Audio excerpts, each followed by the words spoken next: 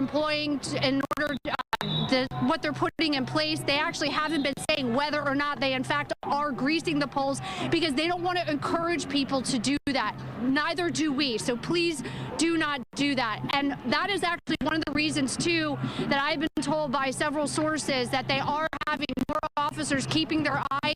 They're going to be in closer proximity, not just police officers. You also have the Philadelphia Fire Department out here. There's a number of their apparatus that I can see just from where I'm standing right now, located on Broad Street. They're also going to have a number of their medics out there too, so that they can respond even quicker than they already normally do in these large types of events, something that we are used to in Philadelphia as well. Sarah and Rick, I just want to give you that beautiful shot right there. I know that those are illegal fireworks. We're telling you not to put them off. At the same time, right now, that's what people are walking up to right now as they head out here to Broad Street. Next time I talk to you guys, I'm sure it's going to be full of people here when you come back street. Okay, Annie, thank you. All right.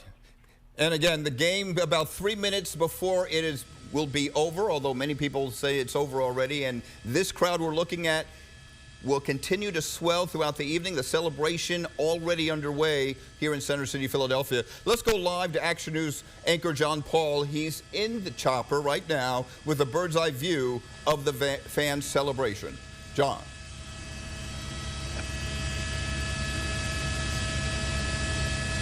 Yeah, Rick, you can see somebody's already trying to climb that pole there at JFK and Market. The huge crowd around them. We have been watching this grow and grow here over the last 5-10 minutes. Now, we started up near Frankfurt and Cottman, and some of those roads were already blocked off. They actually had dump trucks blocking some of the roads off. A lot of police up there. And then we made our way down here to City Hall area. We saw fireworks on the way down. And I got to say, we saw flashing blue and red lights all over. There are a lot of police out as we're starting to see this big crowd gathering here right by City Hall. They're shooting off those fireworks right there. Not a huge crowd at this point, but we know this is going to grow as that game winds down. And already somebody climbing a pole. You know, the mayor talked about this. Commissioner Kevin Bethel talked about this as well. They do not want people doing this, especially after what happened in the NFC win 2 weeks ago with the unfortunate death of that 18-year-old. But people are already trying to climb up these poles. Now, let's pull out a little bit, give you a good idea of just how big the crowd is at this point. And we'll also kind of see where the police are stationed. You see them over by the bollards by City Hall on the top of your screen. It looks like they're officers kind of watching that area, and City Hall down to our left here. But the crowd not too big at this point. We know that is going to be changing, so we're going to keep an eye here on the City Hall area. Actually, let's pull out a little bit. And down Market Street, there are a lot of fireworks. If we can go to the left, I believe, of where we are, over by the Convention Center, down Market Street, looks like police have the whole road shut down, and people are lighting off fireworks. And as the festivities start to get underway with the huge win there in the Super Bowl, and we're going to try to kind of catch our bearings here. But yeah, there's some fireworks there as well on Broad Street. So this crowd right here on JFK is one of the spots that we're seeing. We're seeing several other pockets of people as they're starting to flood out of the bars. We know that's a popular thing to do, especially after a big win like this, such a blowout win over Kansas City. Now we're going to push in. I believe that's down Broad. You can see a lot of people there and a lot of police. Now the police have these barricades set up. They're kind of letting people do their thing. They're letting them shoot off those fireworks. We're going to kind of keep our chopper back a ways. But if you notice, they're not letting them take over the entire street. And this is because they have a lot of police officers working tonight. And they also did not have a game that they needed to protect down in South Philly. So they have more officers, these people jumping around. So far, so good. We'll send it back to you guys. John, I wanted to ask you, because after the NFC Championship game, we saw really a chaotic situation.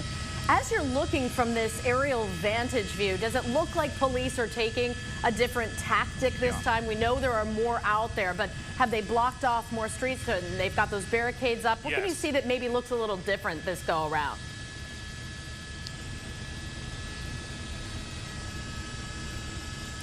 Absolutely. So it looks like they have police stationed every block or so. They've got their lights on, and it just goes for blocks in all directions.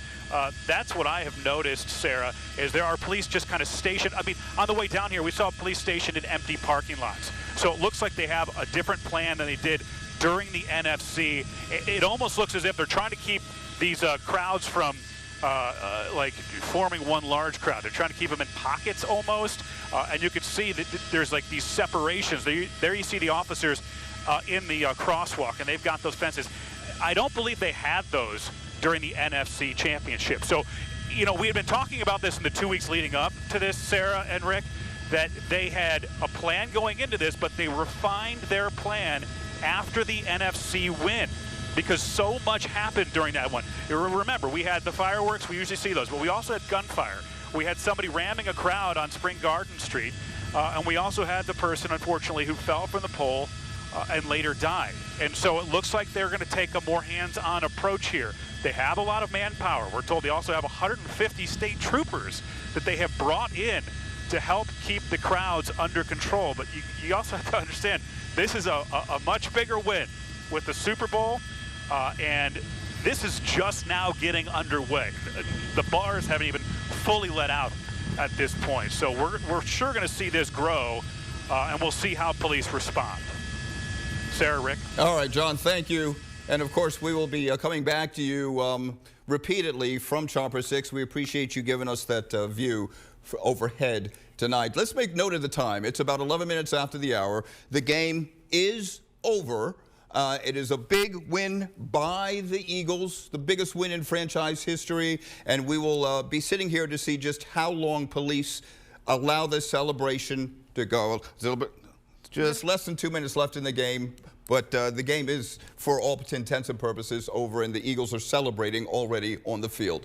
Let's go to Action News reporter Brianna Gallagher. She's live from Xfinity Live in South Florida. Or are we going back to Annie? All right, Annie is again in Center City, not far from that celebration at City Hall. And Annie, what do you have there? Yeah, and you just heard John Paul explaining what he was seeing from the air. Of course, he's talking about those fireworks. He's also talking about the massive police presence.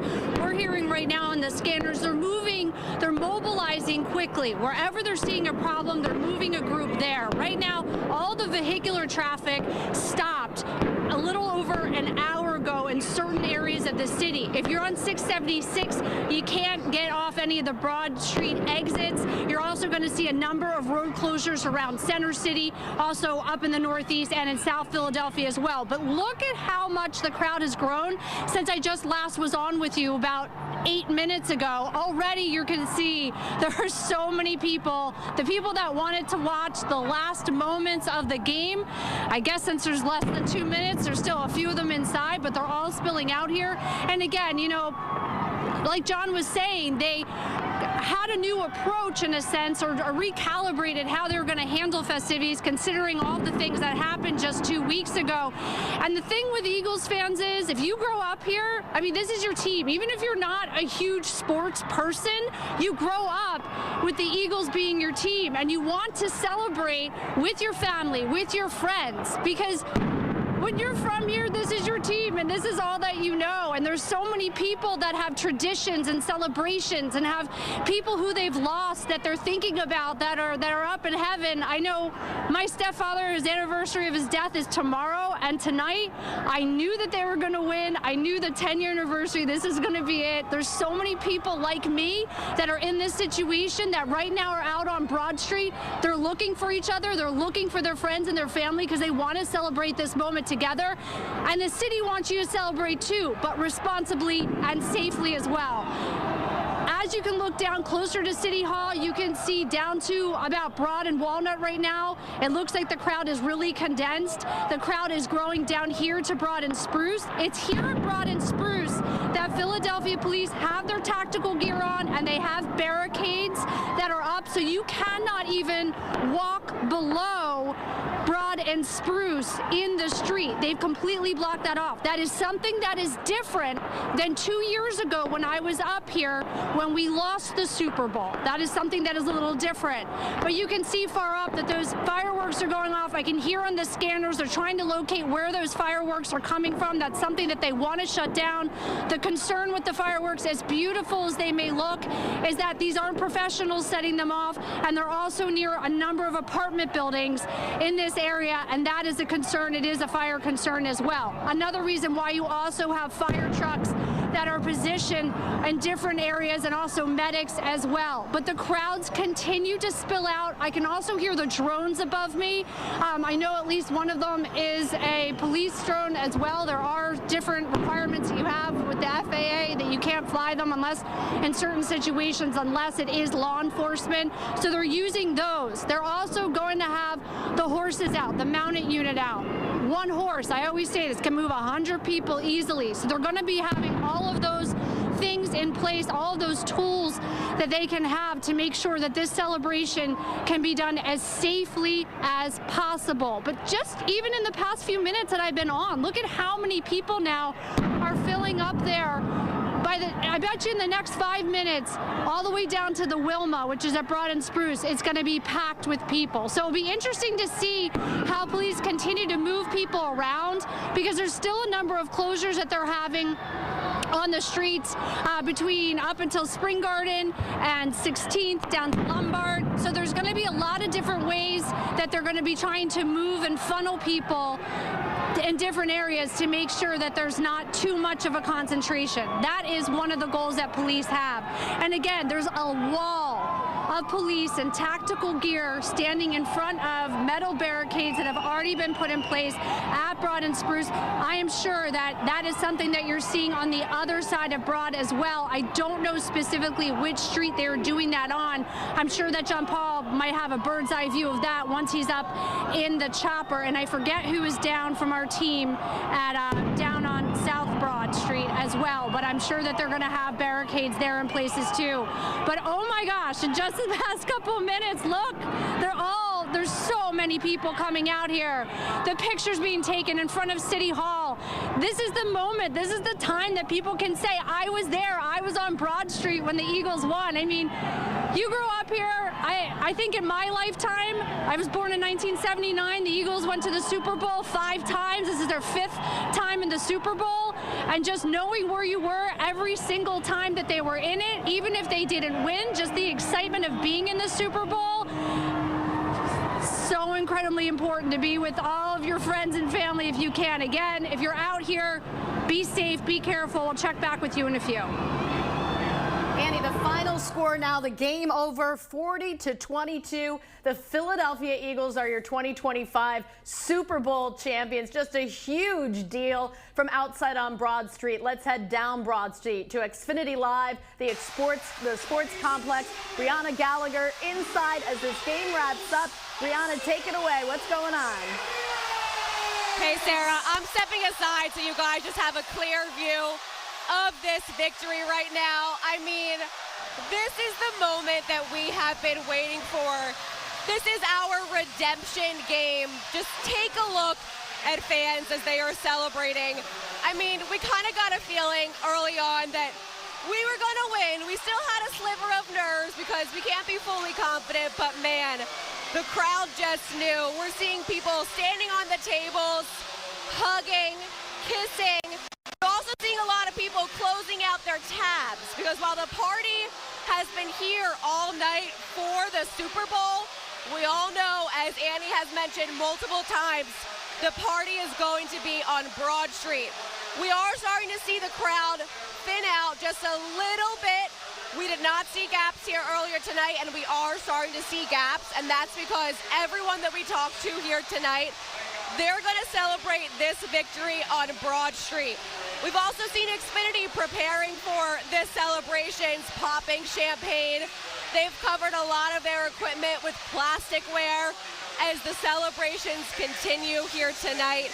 I mean, this is the moment that we've been waiting for. We've been so excited for this. Looking back on their season, they've just played absolutely phenomenal. An incredible team, totally different team than what we saw in the Super Bowl 2 years ago. Nick Sirianni is talking right now to fans. He's emotional, obviously, but the confetti is flowing. Fans are cheering. It's an emotional night. I'm not going to lie. My heart has been racing all night. I know we've been doing so well, but it's just a moment that you're so proud of and so happy for our team and this victory. It really is incredible. I can hardly hear myself think because of how loud it is in here right now, as you guys can imagine, and the viewers are watching at home. I mean, we have some of the best fans. They're singing the Eagles fight song right now. I'm sure you guys can hear everyone singing. It really is a special moment to be a part of. Here we go. Now, just remember this sea of green right here, because in a few minutes, I mean, the crowds are going to be pouring out to Broad Street. We talked to some people who said the way that they're getting to Broad Street is they're walking. Only a 30-minute walk, give or take, you know, if you take a brisk, walk to Broad. But, these crowds are going to be flowing out of here, flocking to Broad Street. That's where they want to celebrate. This is where they want to celebrate the win. I mean, we have the best fans. We got people on top of the bars right now dancing. Again, a lot of hugging and celebrating. I've even seen some tears. Might be hard to see from our vantage point, but when you just talk about how proud we are, how far we've come, it's just great. And I know Annie's going to see all of these people here are going to be on Broad in just a matter of minutes. Sarah, Rick.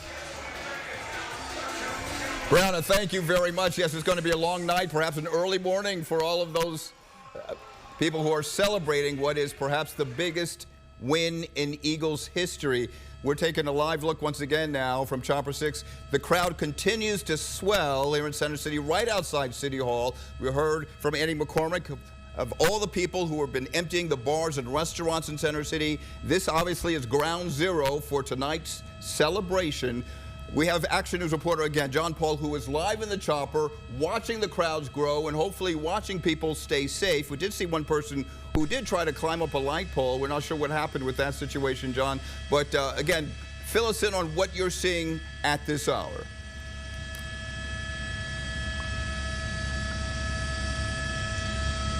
Well, Rick, it's like the 4th of July up here. I got to be honest. I mean, I have a bird's eye view of the entire Delaware Valley, it feels like. I can see all around me there are fireworks everywhere I look. It's almost like the 250th anniversary here. This is what it's going to be like in 2026. Let's take a look down on Broad Street. I'm going to show you how things are looking right now. And it's really genius what the police have been doing. They are going ahead and they're kind of splitting up the crowds. They're keeping them separated just a bit. So you can see we've got this group down here. This is on Broad Street, and they have just been growing and growing minute by minute as we're just pushing in on this. And they're celebrating. I mean, everybody's so excited.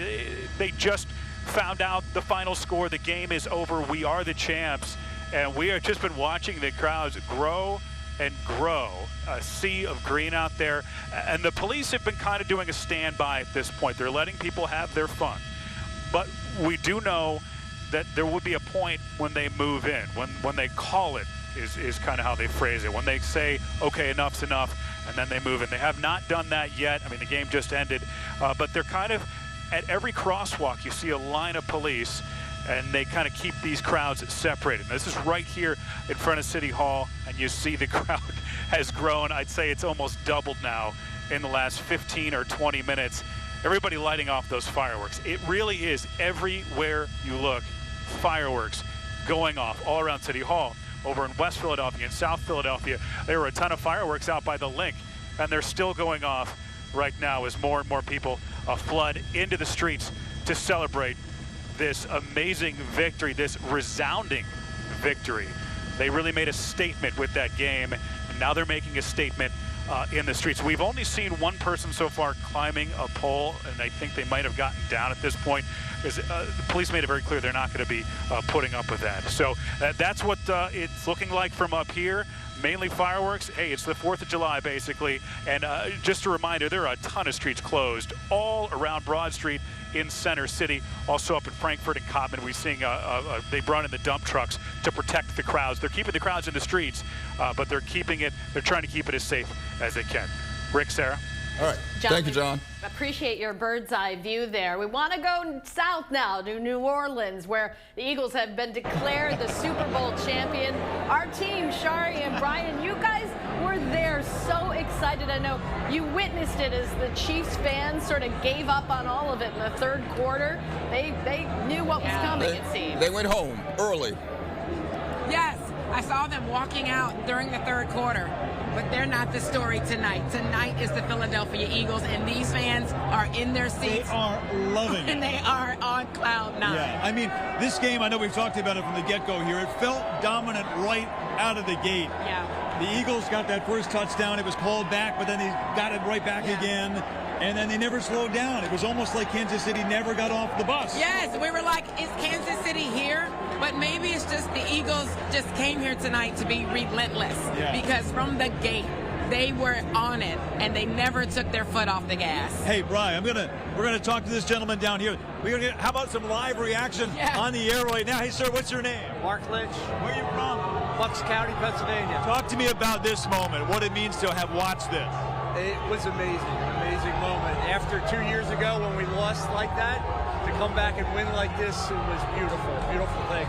We're a good team, top to bottom, really good team. Offense, defense, special teams, coaching. We were confident we would win, but we didn't want to really believe it until it happened. Yeah. Does it feel like redemption? I'm sorry? Oh, redemption? Yeah. Redemption, very much so. It was very heartbreaking 2 years ago for us to lose. Finally, we've been talking about the fact that this may have been the biggest win in Eagles history. I mean, obviously back in '52, that meant so much to get that win. Right. But tonight, the size of this win over this historic team, and to have sat in this seat and watched that. Talk to me about that. It was so wonderful to see them play so well. They really played up to their potential. They had a great strategy, great plan, and they executed on it. And they couldn't have done a better job. They really could have. And it's been a great couple of years, and hopefully we can start our own dynasty now. They're already celebrating back home. Are you going to celebrate in New Orleans? What are you going to do tonight to celebrate? Well, our hotel's just off Bourbon Street, so we got to walk home that way. Hey, congratulations. Thanks very much. Enjoy the night.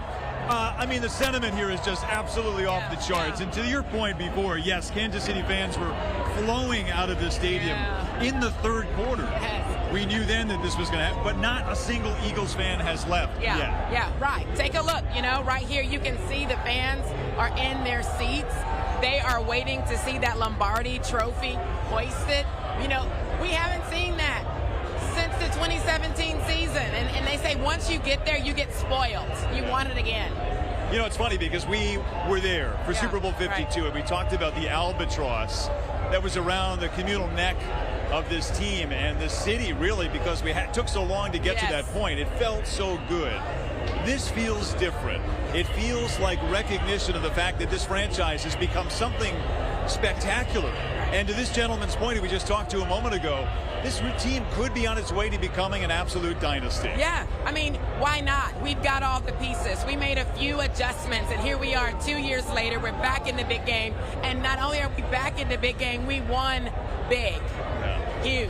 You know what I loved watching? I'm going to step back into the shot here. I love the fact that they put in the backup quarterback at the end of the game because Jalen Hurts had already been doused with Gatorade several minutes before the game. The game ended. And there's so much joy on the sideline and so much joy in this room. And one of the things that really hits me as a dad is watching all these fathers and sons and mothers and daughters who are, around us hugging each other. And it's just a really special, happy moment. The Eagles chants were nonstop during the game because we scored so many times. And the Eagles chant still going strong tonight. And one of the anthem songs for the season, Blow the Whistle.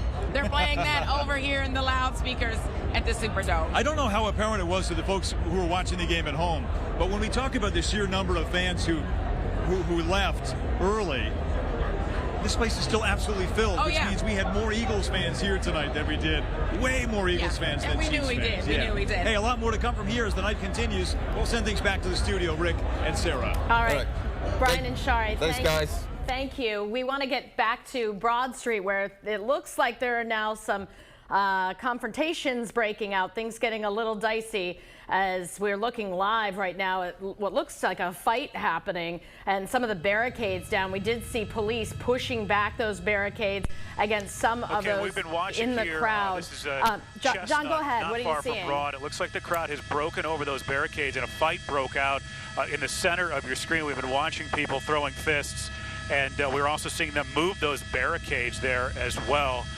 As I have not said, there's some police on the right of the screen here. I don't know if they're trying to make their way in there, but there are crowds of people moving these barricades here on Chestnut Street. You know, the police have been kind of funneling them on the road, keeping them off the sidewalk, and they've started to break free of that.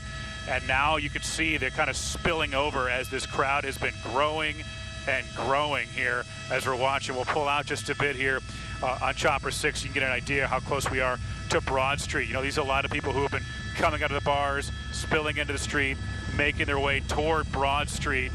And this is just a sea of people. They can barely move at this point. But they've moved those barricades out of the way.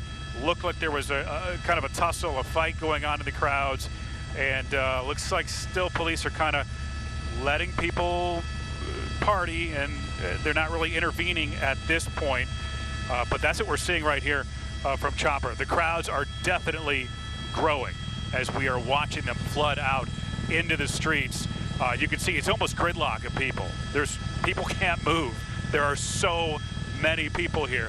Fireworks still going up, that is for sure. Police kind of have the area surrounded, and they're letting people do their thing at this point. We did see one of the police vehicles that was surrounded by some of the crowds, and it was trying to move, but there were just too many people. So we're watching this grow and grow and grow. We'll see how long police let this go. Rick, Sarah? All right, John, thank you. Stand by. We will continue to come to you there from Chopper 6. But again, as you mentioned, and we've been reporting, Philadelphia police wanted to put in a new plan in place to prevent some of the unsafe procedures that took place after the NFC Championship.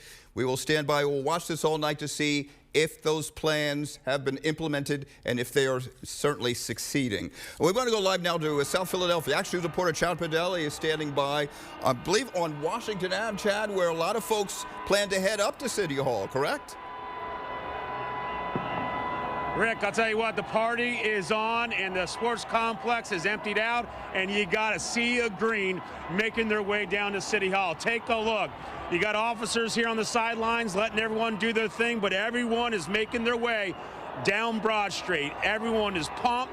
People are hanging out of their vehicles. They're celebrating. They have the flags out. And what a performance by these Eagles. We didn't leave it for the refs to take control. No, this Eagle team dominated this game, and these fans are certainly hyped. Been several years since they had their last Super Bowl victory. They're taking it all in, and you know, people young and old are making their way here through Center City, South Philadelphia, on their way to Center City. You know, I have a bunch of friends. They came down here with their families. They're going to be celebrating here tonight. It's an experience that you can't imagine unless you're part of it. And Super Bowl victories don't come that often, as we know. And so this is certainly a special time to enjoy the festivities, enjoy that dominating win, and just have a good time out here. You look at all the police officers, they're just basically staying on the sidewalks. They are just sitting tight. They're letting people do their thing. They want people to be safe. So, you know, obviously those that are going to make their way out here tonight, be safe, don't climb the poles. Be careful in the vehicles because we do have some traffic, but as you can see, hundreds and thousands of people are making their way down Broad Street, making their way to City Hall. I was talking to some other fans. they were so hyped, but they were a little bit superstitious during the game. That was a dominating performance. They didn't want to talk about Broad during the game. They wanted to get the victory first, and then they said they would make their way out here, and that is certainly what all these fans are doing. It's just amazing, if you look down here towards South Philadelphia, how many people are making their way from the sports complex. People are just coming out of their homes, coming out of the bars, and enjoying a great time in the festivities of a Super Bowl victory, and another one for Jeffrey Lurie, and certainly another one for this city. And of course, we're going to have the parade later on next week, and we can't wait for that. But this is going to be a long night, a lot of celebration. Hopefully, people take it easy. They don't do anything stupid. They be safe, and we can just enjoy this and do it in a safe manner. As you can see over here, you got a car right here. It's stuck. You know, you have fireworks going off in the middle of the roadway. This is what police get worried about, is when vehicles start making their way into large crowds, and that can be a dangerous situation. So certainly something that police will have to keep an eye on as this night progresses. But as you can see, this is just getting started. This bad boy is going to be going on for several hours likely, until police say that's enough, time to move in, begin to disperse the crowds. But I don't think that's going to be happening for at least an hour or two, as long as people are safe and do what they need to do to enjoy it in a peaceful manner. As you can see, people shooting off fireworks all over the place. But I'm just shocked at how many people are coming down Broad Street. I mean, it's literally a wave of people just making their way down here. And you can hear the crowd. Just a spectacular situation. And, you know, one we're just going to take in and enjoy at this time. You know, Travis Kelce likes to say, you got to fight for your right to party. Well, this Eagle team fought for the right to the party, and they're doing it tonight as the fans are just going to take this in and enjoy another Super Bowl victory. But for now, this is what we have out here. Things seem pretty peaceful down here in South Philadelphia. I know he had some fights breaking out a little bit north, but hopefully that'll be few and far between, and some isolated incidents. But so far, it seems like the crowds here are just doing what they got to do. You got the Eagle chants. I mean, it's deafening out here. Earlier tonight, you had people, they were literally hanging out of their vehicles. They were in the sunroofs. They were enjoying themselves, and police were just trying to make sure they slowed down. And now, you know, they're trying to cut off some roads. You can see Washington's now getting cut off. They're not letting any traffic go through here.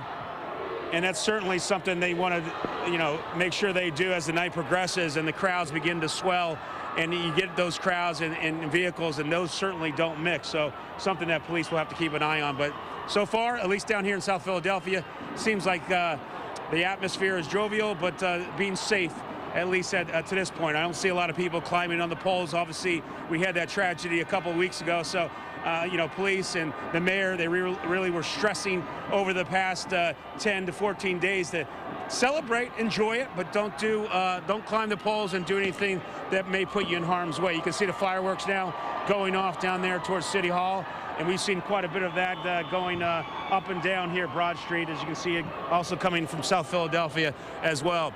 And then you have some people in the apartments over here. You can see a little bit of confetti here. But you got some people just taking it in on their apartment complexes, staying warm, getting a bird's eye view, and enjoying another Super Bowl victory. I'll send it back to you guys. And Chad, just north of you, up by City Hall, that's just a crush of people. So many people. It's hard to imagine all these thousands and thousands of people being added into that. Thank you for your report from there. We're going to go up north to that area, closer to City Hall. And all right. We're not going to do that. We're going to go to Deuces Rogers. He is live on the field with Sal Paolantonio as the Eagles had this decisive victory. Deuces. Hey, Deuces. Hey there. Yeah, the celebration has begun. We're here with ESPN's Sal Paolantonio. Sal, you were on with us last night during our special. You felt this one coming, huh? Well, I thought that they could get after Patrick Mahomes. No one anticipated they would be able to do it like this. To rush for most of the game and not blitz, and to have that defensive line over and over and over again beat the Chiefs' offensive line was truly remarkable. And I thought that this turf, remember I said the turf would be an important factor because it's a quick turf and they've got a fast defense and a young defense, and they beat the Chiefs off the ball all of the time, Deuces. This was a dominant performance by the Eagles. Let's talk about the offense for a little bit. How good was Jalen Hurts today? Other than that one interception, how good was Hurts? Hurts was really accurate with the football. He got blitzed on that one play that caused the interception, but he also got himself out of bad plays and into good ones. A touchdown, obviously, to A.J. Brown was the biggest example of that. So I thought he was decisive. I thought he was careful with the football, except for that one turnover. And then he was able to see the holes in the middle of the Chiefs' defense and just shot himself out of the cannon several times for key first downs. It had been reported that Jalen Hurts' screensaver was him 2 years ago at the Super Bowl with the confetti of the Kansas City Chiefs coming down while he was walking off the field. How badly do you think he wanted redemption tonight? I think he wanted it really badly. I just watched one of the most powerfully emotional moments I've ever seen after a Super Bowl. Avarian Hurts, Jalen's dad, and Jalen hugging and crying together. And I asked Mr. Hurts, I said, considering all your son has gone through, the adversity, what does this moment mean to you? And he said it was redemption. Howie Roseman. They won a Super Bowl back in 2017, got to the Super Bowl 2 years ago. Now they've got a championship team right now. How good of an executive is he with the way he built this team? Deuces, Howie Roseman should be executive of the year. He stole Saquon Barkley from the rest of the National Football League. He drafted Jalen Carter, the most dominant defensive lineman in the NFL, has been double-teamed most of the year and caused most of the disruption in this football game. He drafted Quinyon Mitchell and Deshaun Cooper. So I think he should be the executive of the year. To reconfigure the team, basically tear down the defense, bring Fangio back, stroke of DJ. I'm going to say this right now to the entire Channel 6 audience. If Vic Fangio was the defensive coordinator in Super Bowl 57, the Eagles would have won Super Bowl 57. I like that. Let's speak more about the defense right now. We're hearing from Brandon Graham. This may or may not be his last season, but let's now hear from Brandon Graham on the Super Bowl victory. We came back, baby. Came back for this moment. So thankful. Man, these boys, everything we've been working on, showed up in a big way. I'm so proud of one. Everybody can stop talking that. So happy. So happy.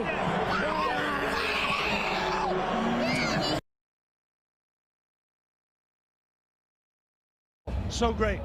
And he deserves it. I mean, obviously, the defense overall is the MVP, but they scored 40 points. Unbelievable. Sal, last question. I said on Channel 6 last Monday they would score 37 points. And I knew they could move the ball against the Chiefs. They would be dominant in terms of moving the ball, but I never thought that they would be this dominant against Patrick Mahomes II. What Fangio and this defense did will go down in history as one of the greatest defensive performances in Super Bowl history. Last question before I let you go. I know you got to go back over to ESPN. You've been around the team all week long. What was the sense you got with them in terms of their confidence heading into this game? Well, as Nick Sirianni said on Saturday, my team is hungry and we are ready to roll. I never thought this team was as this confident, but they were. Last night, I was told in the team meeting, Deuces, that there was no emotion. Player after player after player got in front of the team. Jalen Hurts and Zach Bond and A.J. Brown, and just delivered a business-like message to the team. We're here to win this game. We're here to dominate this game. And they went out and did that.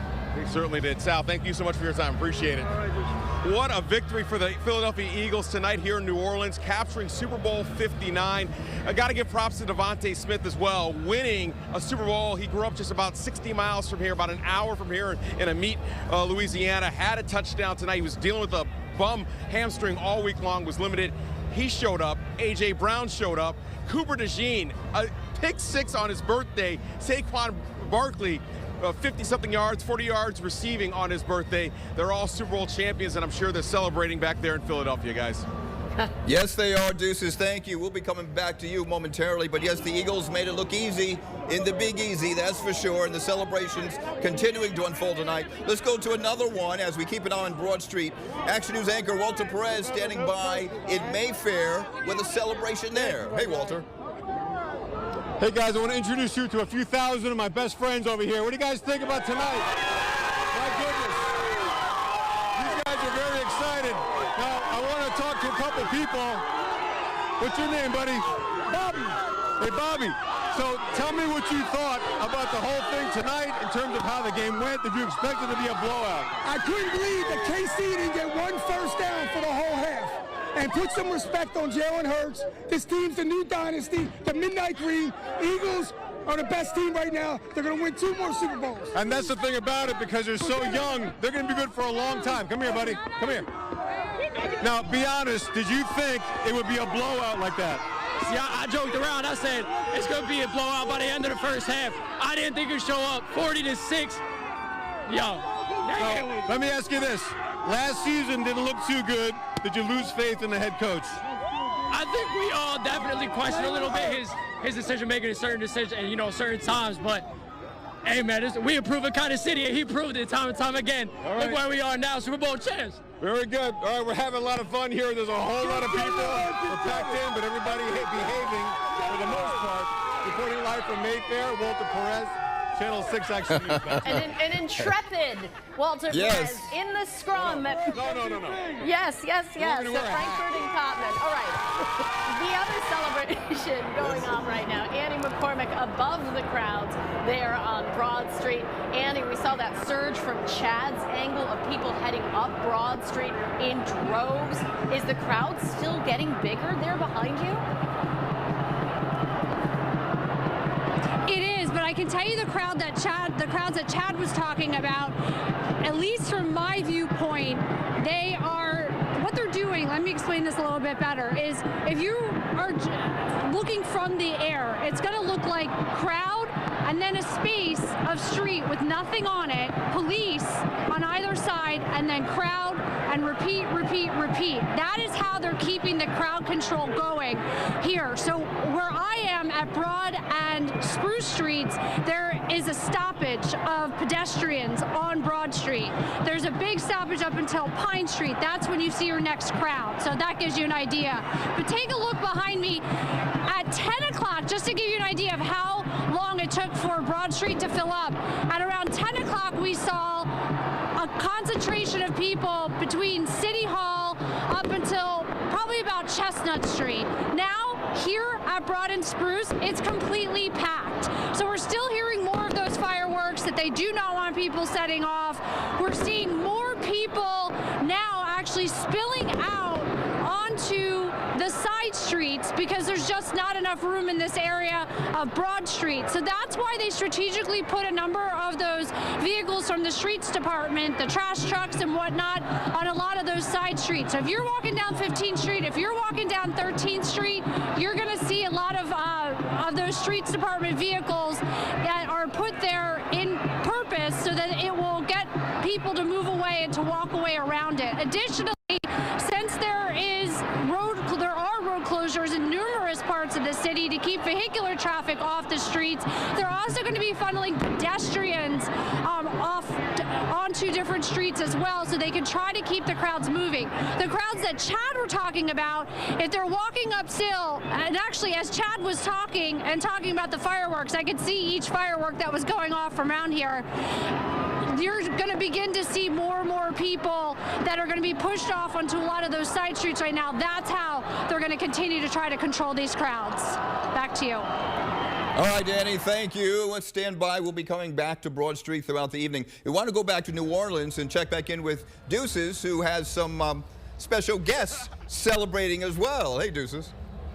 Hey there, Rick. Yes, we got father and son, Jeremiah Trotter and Jeremiah Trotter Jr. First of all, what does this moment feel like for you? Man, it's hard to put into words, but I'm grateful. I thank God for the opportunity and just blessing me to be able to come out here and get up win my rookie year. I think my teammates, just going out there fighting their butt off all game and all season. We had a great group of guys, and we were able to, all that work we put in throughout the whole year just pays off. Offense, defense, and special teams. Did you expect it to be that dominant? I was very confident in my guys. I know the type of team and the type of talent, and just also like the mindset we have as far as our preparation every single week. I know what we had in that locker room, so I'm not surprised by, the way we came out here and played. But a credit to the Chiefs and the guys that they have. They have a great team, great guys. But I'm just glad we came out here and execute our game plan. Trot, how proud are you right now? Let's go! Let's go, baby. Man, we back on top, man. We got that thing back at the crib. I'm excited, man. Obviously for Junior, for the entire Eagle Nation, man, the team. Just so happy, man. Philly fans, y'all deserve it, man. Y'all deserve even more.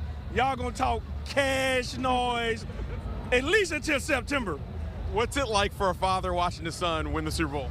Man, it's amazing, man. I was nervous right before game time, but once we got started, man, and I would like to sit here and say, yeah, I saw it coming. Nobody saw this butt whooping coming. Nobody. But the defense went out and did the same thing they've been doing all year, been consistent, the top defense in the league, and Jalen played like Jalen, man. He's an MVP. Now all the haters can shut up. All the Dallas Cowboys can suck it. And just excited, man, excited. It's a big, great moment for everybody. Let me ask about the quarterback, Jalen Hurts. Why is he so calm and cool under these pressure situations? Man, that's just how he is. Some guys, they don't have it, but he's one of those guys that has it. He never gets too high, never gets too low, stays a steady ship. And I feel like that really is contagious around the whole team. The whole game, our mindset, even when we went up a few touchdowns, just, staying steady. Going the whole game into that final whistle, and then we celebrated. That moment in, I believe, the second quarter, maybe the first quarter, but it was 3 plays in a row. It was a sweat sack, and then the Cooper DeJean pick six. How big of a key moment was that in the game? Oh, no, it was a great play. Sweaty, he's a dog. He went out there and balled. Coop went out there and balled, made a big play, and then we just, Zach Maughan had a big pick. But just our defense we had a whole bunch of guys out there making plays, flying around. I couldn't be happier for them. Dad, once an Eagle, always an Eagle? Hey, I bleed green, baby. Let's go. That's what I'm talking about. All right, guys, go enjoy it. Congratulations, man. Super Bowl champs. Oh. All right, I believe now we've got some sound from head coach Nick Sirianni. Sirianni, who is about to enter his last year of his contract, he's going to get paid. They're going to keep him around for a while. Here's head coach Nick Sirianni on the victory. The best thing is it takes all everybody, and that's what you're proud of. That a group of guys gets together and fights through and ups and downs of the season. We did it our way, the way we knew how to win. Didn't really care about anything else. Now we're going to take a look at video of the Vince Lombardi Trophy being presented to the Philadelphia Eagles, their second Super Bowl title in the past 8 years. They had it in 2017 in that great victory in Minnesota over Tom Brady and the New England Patriots, and now they have it tonight over the mighty Kansas City Chiefs. The Chiefs were going for the three-peat, trying to be the first team to win 3 straight Super Bowls. The Eagles slay the dragon. The Eagles are now Super Bowl 59 champions. Rick, Sarah? Deuces, you need to find some beads and put them on because it's going to be a long night there on Bourbon Street in New Orleans. I guess you heard me. All right, let's go back live now here at home as the celebrations continue to unfold. But again, an army of police standing by, letting the celebrations unfold for as long as they deem it safe. Chopper 6 is over the scene here, and John, you're up in the chopper over this scene right now. It does seem now police have stood back, but now as this gets maybe a little bit more out of control, they're climbing vehicles. Police are taking some action, moving in, trying to get control of this. What are you seeing?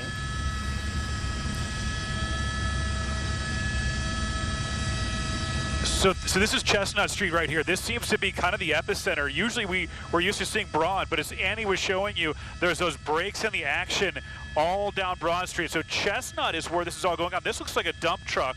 They brought in a lot of these dump trucks to just block traffic off. You can see all the people sitting on top of it. Now let's just go to the south, Max. Let's pan down. So you see the officers there in yellow. They're there because as we go down further to the south, you'll see a police vehicle on the road. That right there, they're moving it out of the way. This was surrounded by people. They were climbing on top of it. This whole thing, it almost at one point looked like they were trying to tip it. And then you see the officers came rushing in. They surrounded it. They yanked everybody off. They cleared it out, and everybody kind of scattered from there. Now let's keep going south, and you can kind of see the crush. So now this is Broad Street.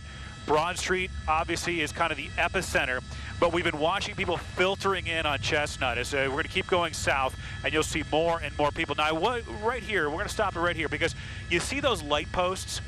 they are on the inside of the perimeter so police can keep an eye on them. They don't want people climbing these things. So you've noticed they're keeping people in the streets away from the poles. Let's keep going south, and you can see more and more of what we are seeing from up here in Chopper 6. People just in the streets. Now, in some of these areas, they have moved those barricades out of the way. They've knocked them down and gone onto the sidewalks. And you see police here, that's a police motorcycle trying to get through as we're going further and further south. Well, this is actually, forgive me, this would be east. We're going east of Broad. Right here is 13th Street now. This is the intersection of 13th and Chestnut as you see these officers on the motorcycles kind of going through, keeping an eye on everything. But we really haven't seen much in the way of total chaos.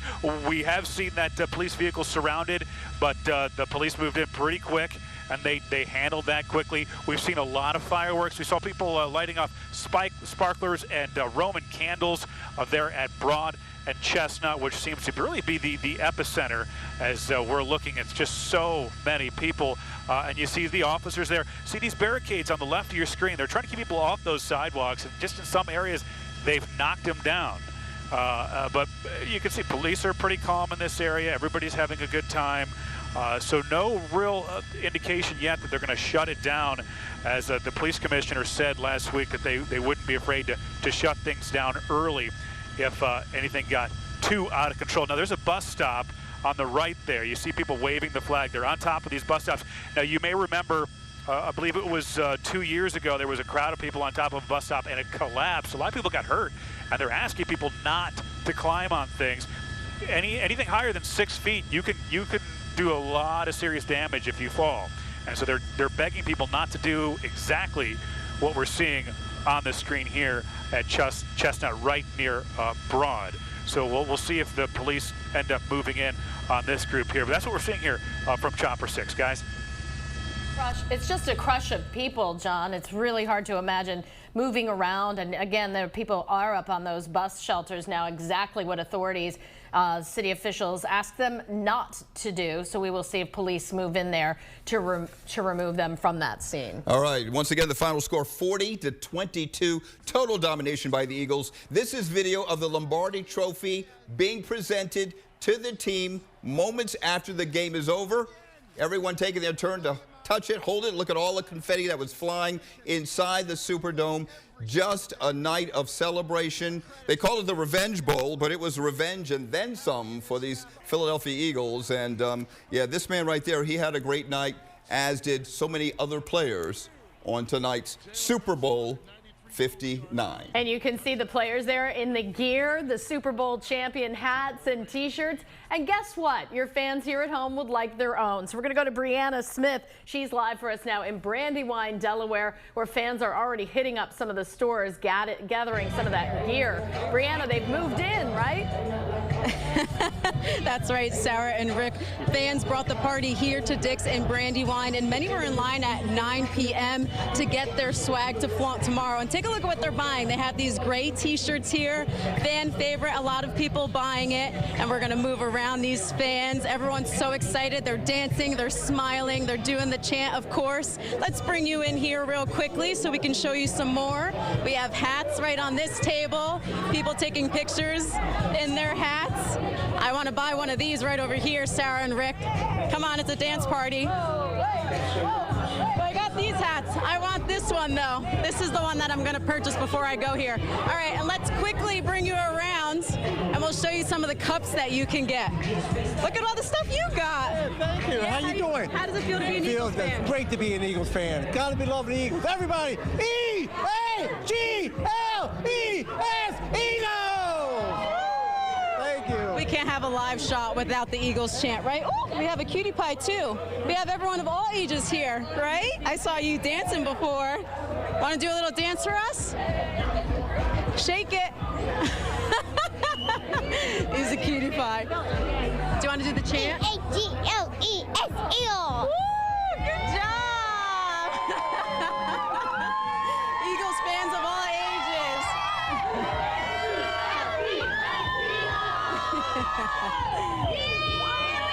Isn't this just amazing? I love their energy. We can't stop smiling. Everyone's so excited.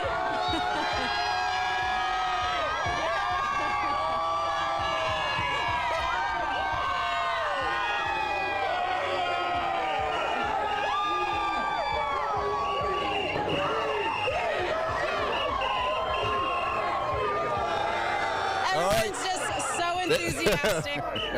Brandon, if you see a large T-shirt, grab one for me. But yeah, the Super Bowl swag is out and is getting grabbed up, Sarah, huh? All right, let's go live now to New Orleans. Christy Aletta with the fans down there celebrating this big win. Hey there, friend.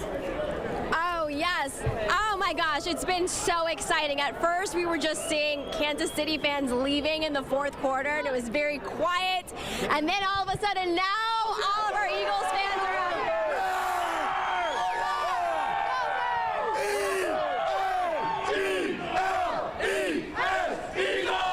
And it's pretty much been like this outside of the Superdome since the trophy presentation. I mean, and here you can just see a sea of green going down the ramp. It's been like this all evening. Everybody coming out of the Superdome, everybody repeating the chant on loop, and it's just so much excitement. A lot of people just saying, yes, we got the revenge. It was a complete blowout, and this is such a shared experience. If you look at the people that are here, it's children, it's parents, it's grandparents. It's something that you can do across all ages. It's something that we've just kind of rallied behind as far as a city, and it's so great to see that we travel so well, because when we were inside the Superdome, it was a sea of green, barely any red. Yep, they're shutting it down. They're shutting it down. We have the best fans out here. We literally have the best fans, and it's just like this all the time outside of the Superdome. All right, thank you, Christy. That Kansas City fan, he's in for some trouble there. Let's go back to South Philadelphia now. And we are at the top of the hour, 11 o'clock. Our Action News coverage continues. Rick Williams, longest hour, Bloomquist. And now we're bringing in Chad Pradelli, who has been standing by on South Philadelphia, watching a parade of people march up Broad Street, heading to City Hall. The celebration continuing to unfold there, Chad. Rick, I'll tell you what, I can't believe how many more people continue to flow down Broad Street. We're here at Broad in Washington, but if you look behind me, I mean, literally, it is a wave of people, and it continues and continues to make their way down towards City Hall. Fireworks have been going off nonstop. You heard some right there. So far, though, we haven't seen any chaos or anyone getting injured at this point. Police still standing on the sidelines, on the sidewalk, watching everyone, trying to direct some traffic, because you see there's still cars here trying to come down Broad.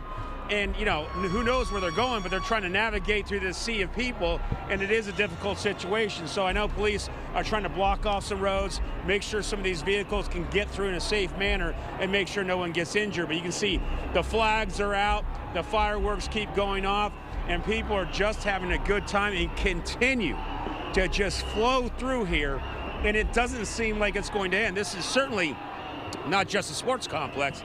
That has long been empty. I mean, look at all the people coming down. It doesn't seem to be ending at any time soon. And of course, where Annie is down by City Hall, that place is jam-packed. So not, you know, very many places for these people to go.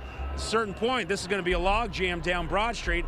And I would imagine this entire stretch from Washington to City Hall will just be jammed with people. You can see some people over here dancing. Yeah, a couple people getting their groove on over there.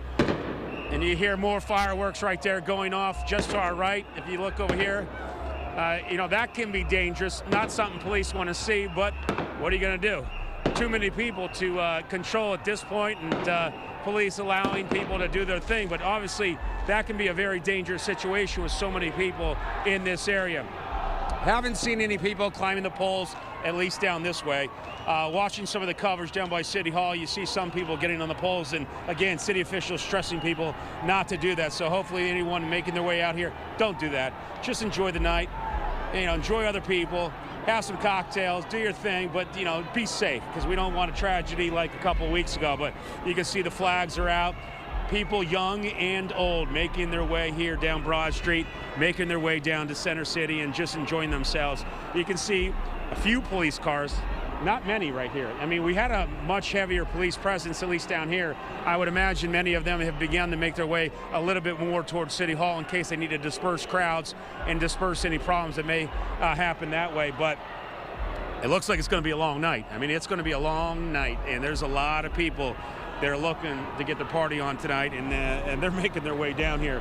I still just cannot fathom, though, how many people, though, are coming from South Philadelphia. I mean, it just never ends. I mean, you would think at some point that, you know, the crowd would lighten up a bit, but it is just getting heavier and heavier as the minutes tick and, you know, the time continues to pass by. But certainly a great time out here. Everyone having a lot of fun. There you got more fireworks there. And we're taking it in. We're enjoying it. We're certainly excited about the Birds and that dominating win. And going to have a good time out here tonight. We're here live at Broad in Washington. I'm going to send it back to you guys. All right. Thank you, Chad. And ironically, it's Broad Street where the parade will probably take place and unfold later this week as well. Right now, we want to go to Chopper 6. We're looking live over the celebration that continues to grow here in Center City, right outside City Hall. We started looking at this just around a little bit after 10 o'clock. The game was still in progress, but once it was over, the crowd continued to swell, and we're looking at thousands and thousands of people continuing to pour in to Center City, Philadelphia tonight. John, the situation here was getting a little dicey a little bit earlier ago. A little bit earlier, there was some pushing and shoving. Looks like they've torn down some no parking signs. Down by Chad, it was, you know, everybody was having a good time. Once they are coming closer to City Hall, are you seeing the behavior get a little more, you know, not what police wanted to see? Yeah. So, yeah, we've seen a lot of that going on. So now, right now, we're seeing, you know, that no parking sign. This is JFK and Broad Street as we kind of made our way. We went down to South Philly. We're going to head back that way here in a minute, but this is surrounding City Hall. Let's pull out just a bit, and you can see, so this is on the north side of City Hall. And yeah, the crowd on the north side is not as big as the crowd on the south side. The south side of City Hall, that's really where the party is. So let's kind of spin it around and we'll show you what we're seeing down there. Obviously, police all around City Hall protecting it. There's Chestnut Street, there's South Broad Street. So we're going to kind of make our way down to South Philadelphia, and you'll notice these large intersections. That's Sampson and South Broad. You can see there's a crush of people there. Then you'll have a gap right here. This is Locust Street. Look at that crowd right there. As we keep going down to South Philly, there are more and more people, and this is just what you're seeing growing by the hour. Sarah, Rick. All right, John, thank you, and continue to stand by there from Chopper 6. We'll be coming back to you momentarily. Let's go back to New Orleans, Sarah. Yeah, Deuces, Roger standing by with another player here. Deuces, go ahead. Yeah, one of those star rookies that the Eagles have, Quinyon Mitchell, cornerback. Quinyon, first of all, is this what you imagined it'd be like? I mean, yeah, you know, just coming to this team, you know, knowing what this team in this city is about, man, nothing but great things, and we just got it done today. The defensive line is going to get a lot of credit for those sacks they had up front. I believe they had 6 sacks. But how much does it help when you guys are doing your job on the back end to help those guys up front?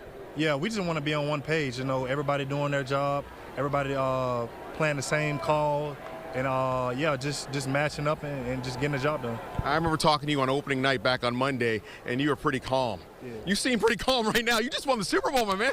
Yeah, man. I'm just trying to take it all in, man. I got a whole lot of emotions that I'm holding in, man, but you know, I feel great. How good do you feel for your tag team partner on the other side, Cooper?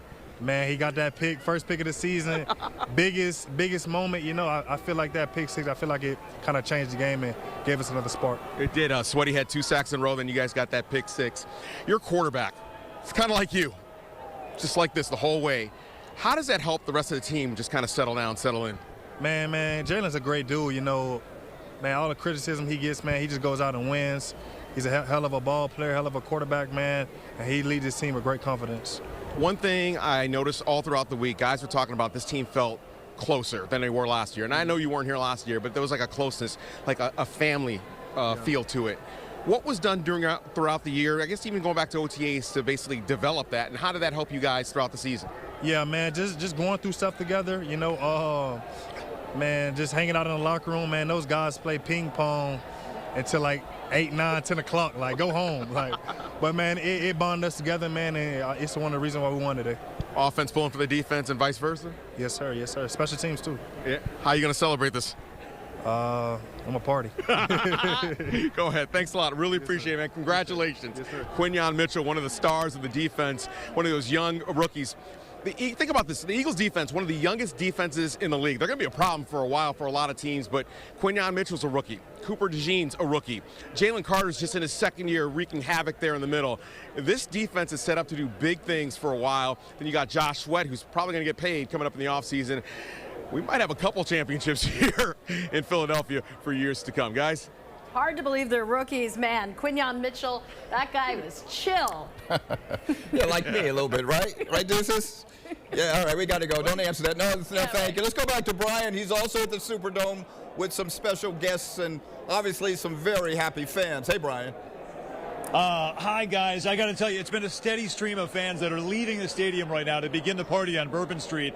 And this gentleman just stopped me and talked about what a joyful moment. How long have you been an Eagles fan for? Oh, God, for about 40 years.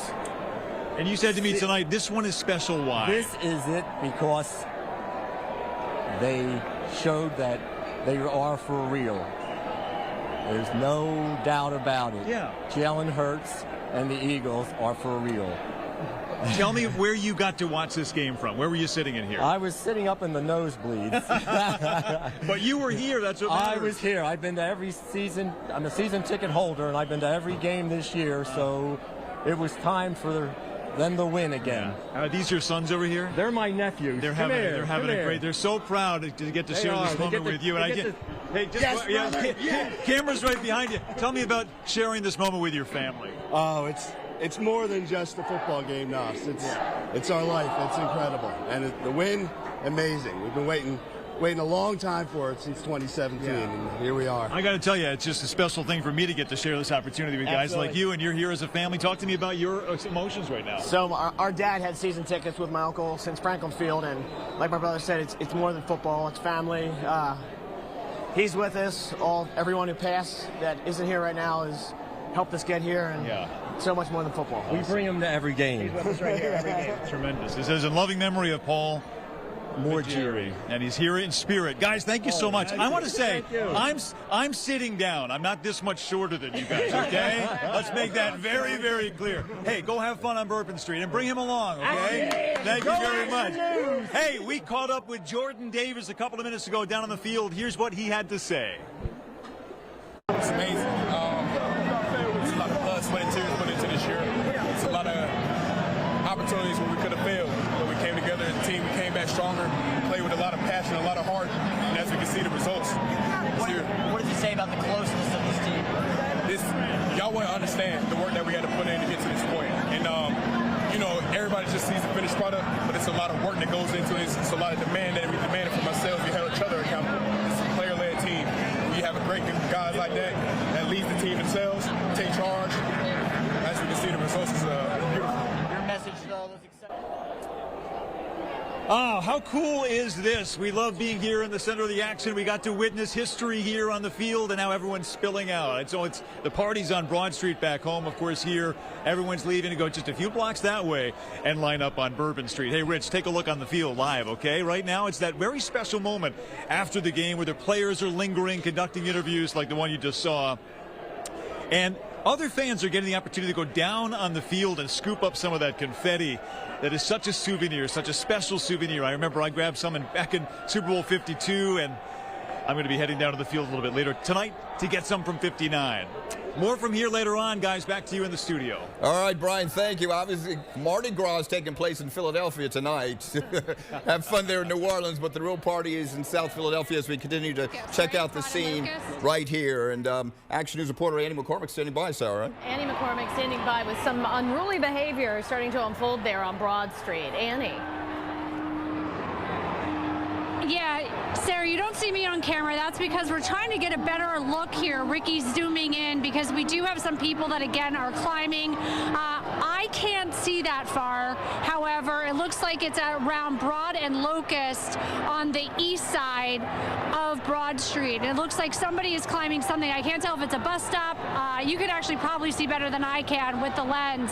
Again, that is something that police have been trying to deter all evening. It is part of the plan that they put in place after we had so many issues just 2 weeks ago in celebrations as we were about to head to the Super Bowl.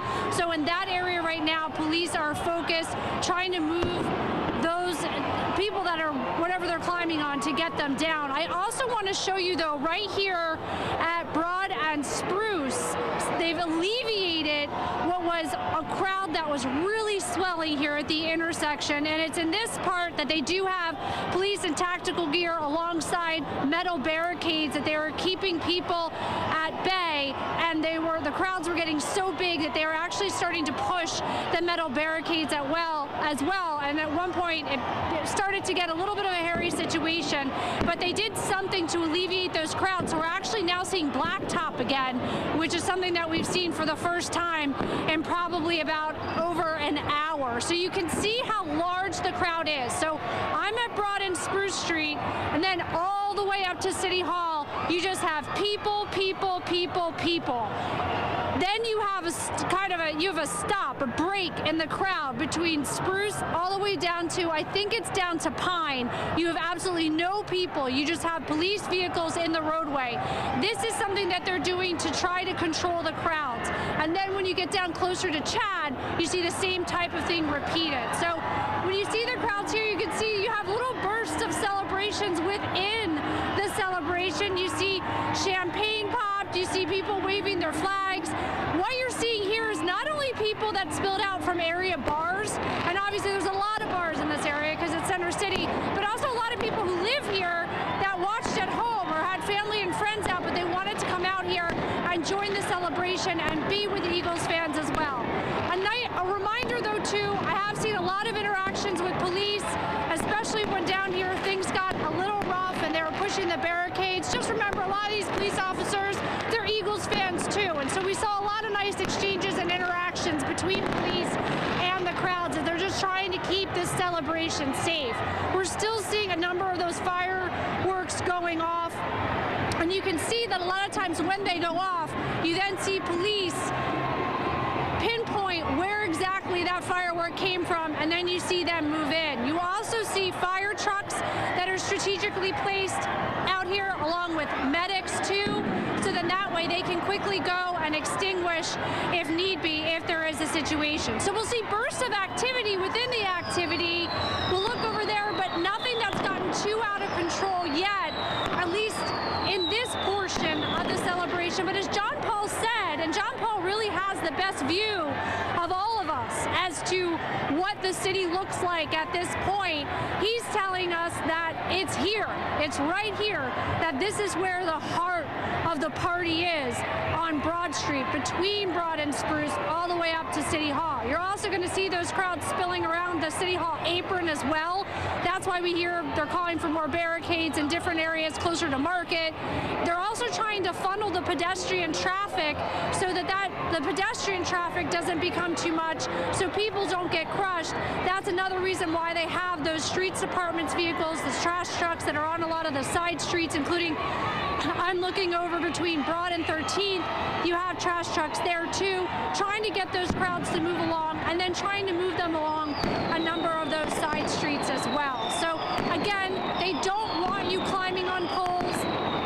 They don't want anything like that happened just 2 weeks ago. That's why the city came together, sat down with police, and came up with just some tweaks to their initial strategies. We're no stranger to big celebrations. Philly can handle big celebrations. We've done everything from the Pope. We've done, other big Super Bowl wins before too. So they know what they're doing, but sometimes they just have to make some tweaks, and that's what they did leading up into the anticipated Super Bowl win that we have here tonight. And I can tell you too, again, right here, right at Broad and Spruce, we're starting to see blacktop again, and we're actually seeing movement within the crowd. That's a good sign. That's a good sign that there's places for people to move and go. Now, as you get up closer, personally, I don't think I'd want to be in the crowd going above Locust up until City Hall.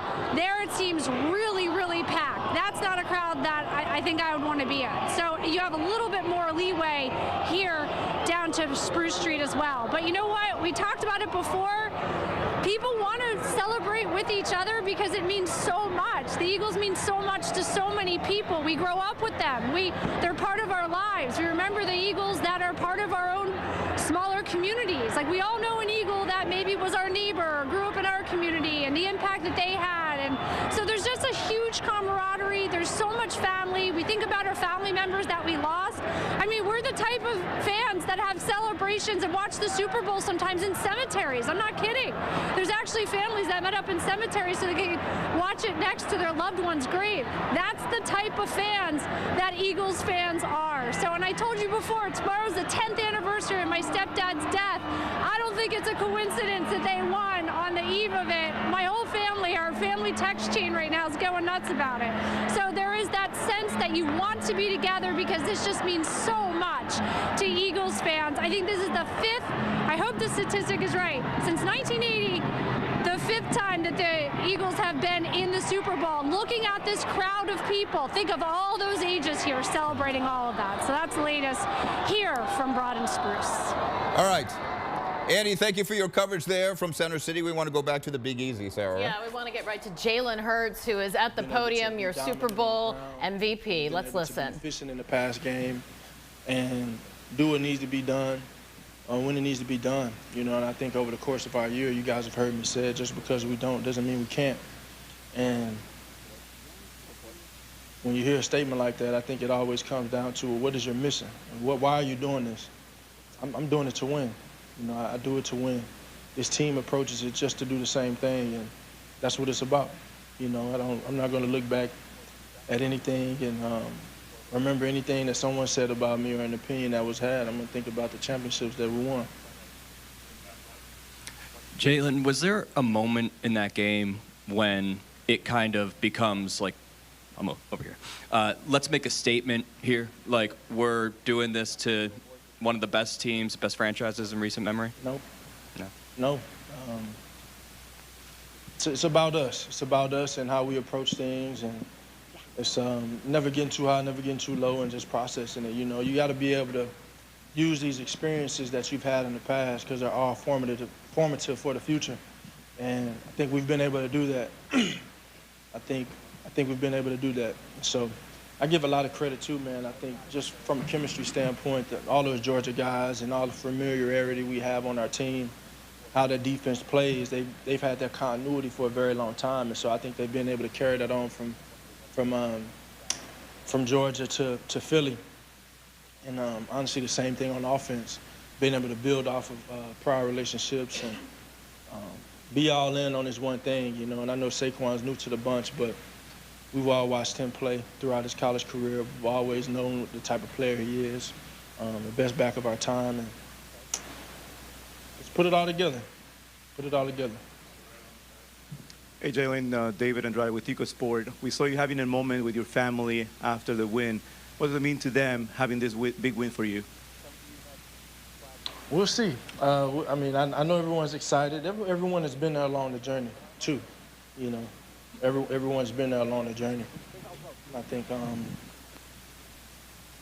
it's been a ride. It's been a fun ride, and I've embraced every step. I took great pride in never backing down from a challenge. Always turning my negatives into positives, turning my weaknesses and making them my strengths, and it's taking great effort and determination to evolve my game over time and just continue to grow and improve. And I know my family's been there every step of the way. Jalen, Andrew Greenstein of Louisiana Radio Network. In college, the first time you played for the College Football Playoff Championship, or the BCS Championship, I should say, you lost that game. You were benched in the game that Alabama won. You went to the Super Bowl 2 years ago. You didn't come out on top then. You finally come out on top now. Just talk about the perseverance. You were talking about your ups and downs earlier in this press conference. The perseverance now that you have finally made it to the top of the mountain. It's not normal. So it's been a very unprecedented journey, and the journey's, you know, it's always the beginning until it's the end. And I think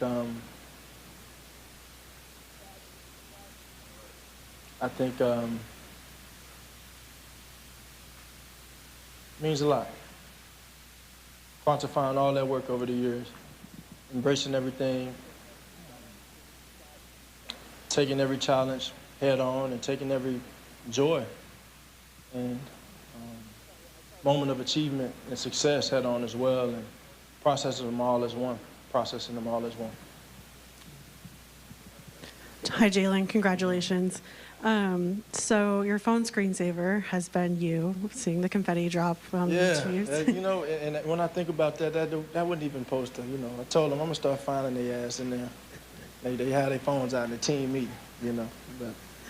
But are you going to change it now that you have pictures of yourself in the confetti winning? I don't know. Maybe it's something I need to stay there so I can come back here.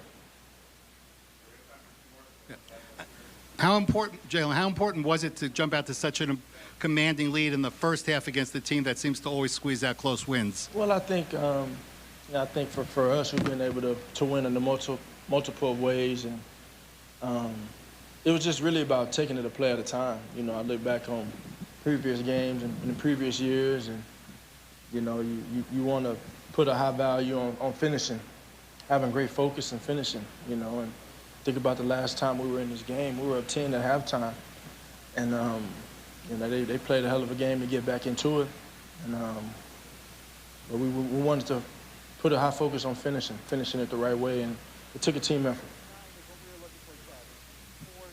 Vicki Jones with VMH Sports right here. So Patrick Mahomes just said, literally a few minutes ago, he knew you would be back. That's one part, and how you feel about that. And the second part is you spoke of it again, purpose. If you've had a moment to think about it, or if you thought about it beforehand, how has this win added to your purpose? The first being, again, Mahomes, what he knew about you, and how this is added to your purpose. I got a ton of respect for Pat and everything he's been able to accomplish. Always a pleasure competing against him. Utmost respect to him. All right.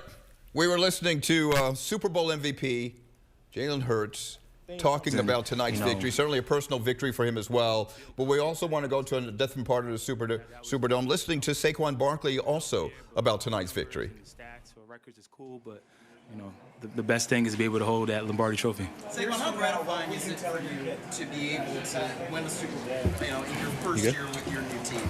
I mean, yeah, it took 7 years to get here. Some up and down, some injuries, but coming here and being part of this team, I remember the first time we were in the huddle, and I looked to my left and looked to my right, and you see all the Pro Bowlers and all the All-Pros on that roster and on that offense, and the defense. You know, I ain't gonna lie, I didn't know we are gonna have number one defense. It kind of makes sense now because with all the talent that we had, they gave us hell in practice and camp, but you know, it's a team effort. So just year one, and you know, why not start our dynasty now? Talk about the group you had with yourself, with Jalen Hurts, Devonta Smith, A.J. Brown, your entire offensive line. A lot of talent on offense, and you're fulfilled with the Super Bowl championship. Yeah, a lot of talent, but the beauty of this team is, you know, we all want to see each other succeed. And when you have, you know, all those guys and all those superstar names and all buy in to that mindset, buy into a team effort, that's how you get it. You know, that's how you become world champs. Years from now, what will you tell your beautiful children about your birthday in the Super Bowl? Yeah, I don't think she won't forget. Hopefully one day, maybe he's a football player or whatever he is. But you know, it's just happy to have this moment here and, you know, have my kids and my fiance. And I mean, it's my birthday. You know, celebrate with the kids, put the kids to sleep, and it's the off season now, so let loose a little bit. You said it's like 40-6 or whatever it was. Were you at all shocked or? No, not at all. Not at all. Coach allowed us to talk to the team, and I said it in the team meeting. As the week went on, my confidence built. I really don't think these guys can hang with us. We'll give a shout out to Spags and that defense over there. I kind of probably downplayed the run defense. They did a tremendous job, but you stop one thing, it's hard to stop the other. And yeah, so it wasn't a shock at all, but just try to stay locked in no matter what the score was. I was so locked in when we came in half, I didn't even know what the score was. And I just kept telling myself 0-0, stay here, stay even, and till the clock hit 0. What was that moment on the sideline with Howie Roseman as they showed you on TV? Yeah, I hugged him and I said, thank you for believing in me. And you know, one of our first conversations, he promised me that we're going to be here and the confetti's going to fall down on us and we're going to be smiling and hugging. So, you know, I'm thankful for the Eagles organization, everyone in it, but how we really believed in me, and yeah, for sure.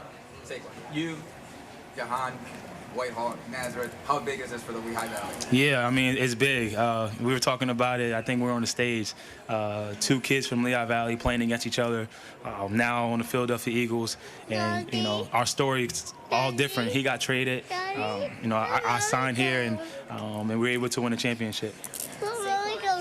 Mommy's over there.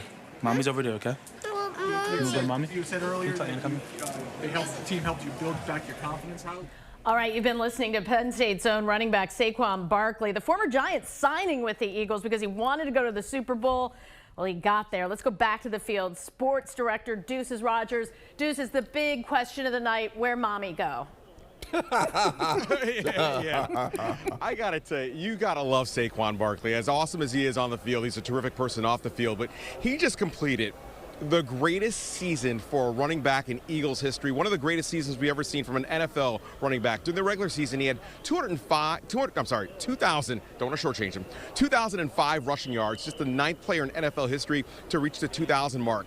In the postseason, I'm doing quick math here, I think something like 479 yards rushing and 5 touchdowns through 4 playoff games. He was absolutely phenomenal throughout the whole season. Certainly deserves his flowers. First year joining the Eagles, and he goes out a Super Bowl champion. All right, let's talk about Jeffrey Lurie.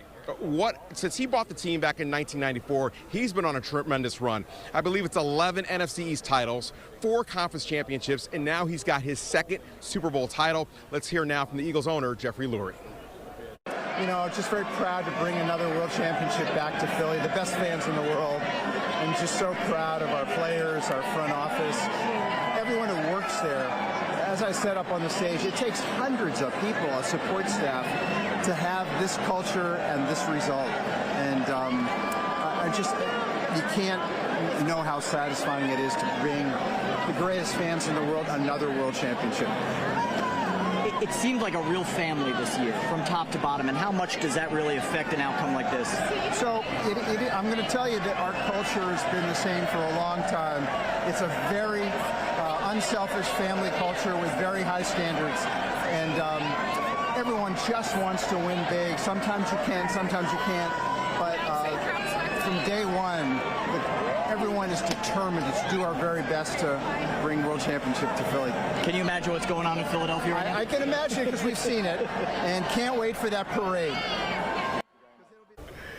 We cannot wait as well as we take a look at the locker room celebration, the Eagles locker room. You heard Jeffrey Lurie say it there. We heard the players say it all throughout the week. It's like a family atmosphere. Players actually absolutely enjoying themselves in the locker room, celebrating their Super Bowl championship. And for 4 Eagles on this team, Lane Johnson, Jake Elliott, Brandon Graham, and long snapper Rick Lovato. This is their 2nd title with the Eagles. They were the only 4 that were back on that 2017 team that won over Tom Brady's Patriots back in Minneapolis. So congratulations to the Eagles. Super Bowl I can't even believe it. It's like surreal. I can only imagine what the scene it looks like back there in Philadelphia, guys. Deuces, we can certainly give you a description, but quick question for you. They talked about three-peat, so much for that. Kansas City didn't even have 3 points at halftime, but I'm told, everything I'm reading on social media is that the Superdome looked a lot like the Link. I mean, the Eagles fans certainly outnumbered Kansas City fans, and Jeffrey Lurie can dance. Yes, he's got some moves. Maybe Gilly taught him all that. I got to tell you, during the week, just the amount of people we saw on the street. Now, obviously, Eagles fans are louder than most fans, but it felt like it was a 3-to-1 ratio. I felt like it was 75% Eagles fans, 25% Kansas City Chiefs fans. When we got in this building, and it was during the introductions, and you heard this place went crazy, it felt like it was the Link. And now the Eagles are Super Bowl champs. The fans here are celebrating as well. All right, Deuces, we're watching the celebration here, and quite a celebration in the locker room. Jeffrey Lurie, Howie Roseman, A.J. Brown, all dancing around with the Lombardi Trophy right here. Don't drop it, anybody. They're not going to drop it, that's for sure.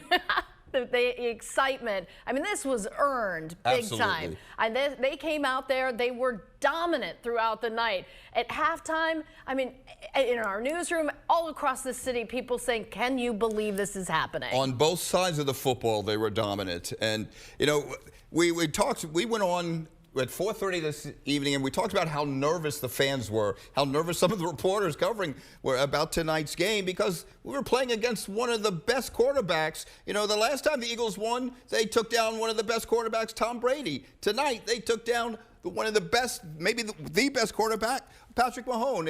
It's so much to celebrate, because it's been such a season, quite a season, and this is the end result, and we're just so excited to watch it. A celebration like this, it brings the city together. We're seeing all of the celebrations again on Broad Street, but right here is the players who worked for it all season long, and they certainly deserve to celebrate in their own way tonight. And Rick, what strikes me so much about these players is in these post-game interviews, they're just so calm and taking it all in. They played that way today. They were zoned in. They were focused. We earlier tonight heard from Sal Paolantonio, who said at last night's meeting, it was very calm. There was not a lot of emotion. They just knew what they had to get done. They went out there with one thing. They wanted to dominate, and they did it. The final score, 40-22. The Eagles, the Super Bowl champions. Yeah, I keep thinking about that NFC Championship game where they almost scored 50 points against Washington.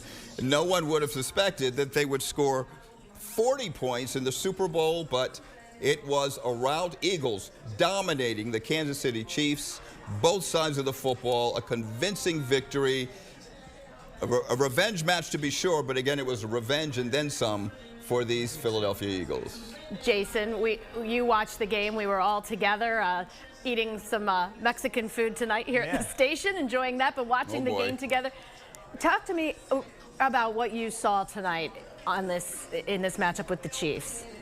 It just all came together for the Eagles at the right time, and obviously you can see these guys celebrating right now.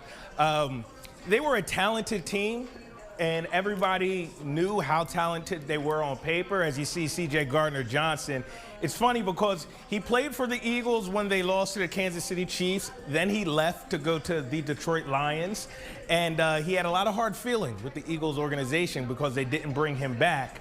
And then obviously they got back on the same page, and he came back and he finally won that ring with the Eagles. So that's awesome to see him cross the mountaintop. But really, it just came together for them this season. And we always knew the talent was there, and we always knew that they had a chance to compete, but they had to do the little things. Last year, they start 10-1, and it just kind of falls off the rails. And you heard Nick Sirianni, Jalen Hurts, they don't like each other. A.J. Brown, is he happy? Is he going to leave? And you know, it's tough with Eagles fans because they are breathing down your neck and they make things uncomfortable for you when things aren't going well. So it takes a lot of mental fortitude to kind of turn that around. And for Nick Sirianni to kind of be the leader turning that around, you have to give him a lot of credit. And I know Deuces mentioned this earlier. This was the last year of his contract. Nick is going to get paid. So he made himself a lot of money this year. And a lot of guys on this team made themselves a lot of money this year. But the good thing about this Eagles team is they're so young. Yes. They had the 6th youngest defense in the entire league, and they had the best defense. Barely That's old unheard enough of. to drink this champagne they're enjoying tonight. 100%. Cooper DeJean just turned 22. 22. 2 years ago, he would have got an underage. Right, he looked like he just turned 12. But what a game he had. And just a couple of birthday boys who were celebrating along with these other Eagles players tonight. Jason, stand by. We're going to continue to come to you. Jason Dumas here in the studio with us. We want to continue to look at the celebration unfolding in Center City, Philadelphia. And Chad Badelli standing by in South Philadelphia as the fans continue to flood up Broad Street, heading to City Hall. And that parade has not ended at all, Chad, has it? Well, a little bit, Rick. We're here at Broad in Washington, and I think I think a little fatigue is setting in, or people are out of beer. Because for the first time, I'm seeing more people actually walking south on Broad versus north on Broad. So you can see the crowd is certainly dispersed a bit, at least down where we are. City Hall Still a lot of people, of course, but you're starting to see people make their way now south. Now, if you go down here, just south of Washington, from our vantage point, you can see a lot of people still dancing. There's been a number of people setting off fireworks, and you can see a crowd is still gathered there. But you're starting to see some people beginning to make their way out of Center City, making their way down to South Broad, likely getting in their vehicles. But, you know, so the crowd is certainly dispersed a bit than what we saw, you know, 20, 30 minutes ago. And that's obviously a welcome sign for Philadelphia police. They like people celebrating, but certainly they don't want the crowds to get too big where it can be a bit overwhelming. Now they're starting to allow some traffic actually on Washington, which they weren't doing before. They've taken off the barricades there, so you can see some cars are now making their way out of the city and beginning to you know, end the festivities, at least for some people. Of course, the crowds are still heavy down over by City Hall. A lot of people still celebrating down there, and I would imagine they'll continue to do so at least for another hour or so, as long as Philadelphia police will allow them. Haven't seen anything out of line down here. It's actually been well behaved, you know, and something I've been watching here over the last hour and a half is you see so many people embracing and hugging, husbands and wives, girlfriends, boyfriends, father and sons, and certainly that is what's so special about a Super Bowl victory, how it brings the city together, brings families together, and also creates those cherished memories that, you know, fathers and sons will remember for the rest of their lives, you know, when they got to watch the Eagles win that Super Bowl trophy. And certainly a great atmosphere for so many people to enjoy, and something that we're obviously seeing all over the place down here. And right now, it's been a great time. You can hear the fireworks still going off, a lot of celebrating, and that celebration will continue into next week for that Super Bowl parade. More of those details will be coming in the days to come, but what a great night. The Eagles dominating fashion, get another Super Bowl victory. For now, live at Broad in Washington, I'm going to send it back to you guys.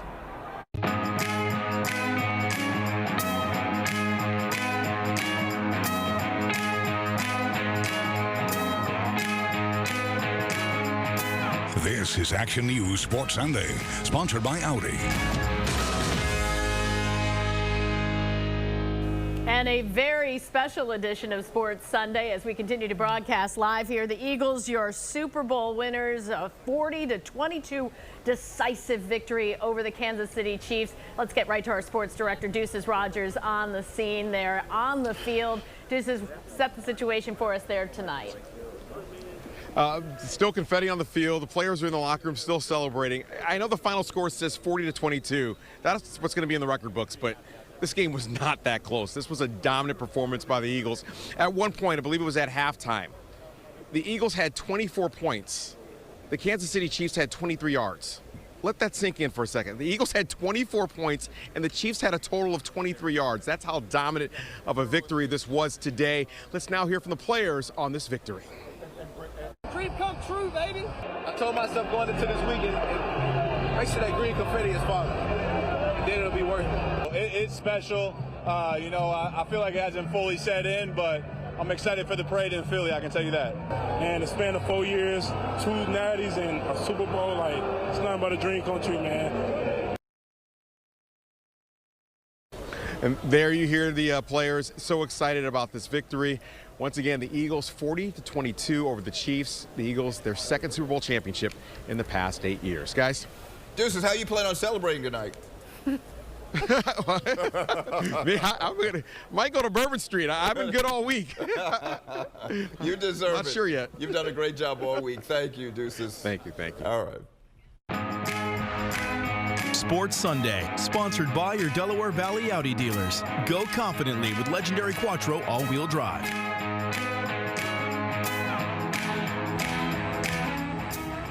It is Sports Sunday, all right, but it is also, as we said, Philadelphia's own version of Mardi Gras, as we take another live look from Chopper 6 on Broad Street right outside City Hall, and the crowd, maybe they are listening. We will check in with our reporters like Andy McCormick, who's standing by to tell us, but we have seen this crowd swell since the game ended.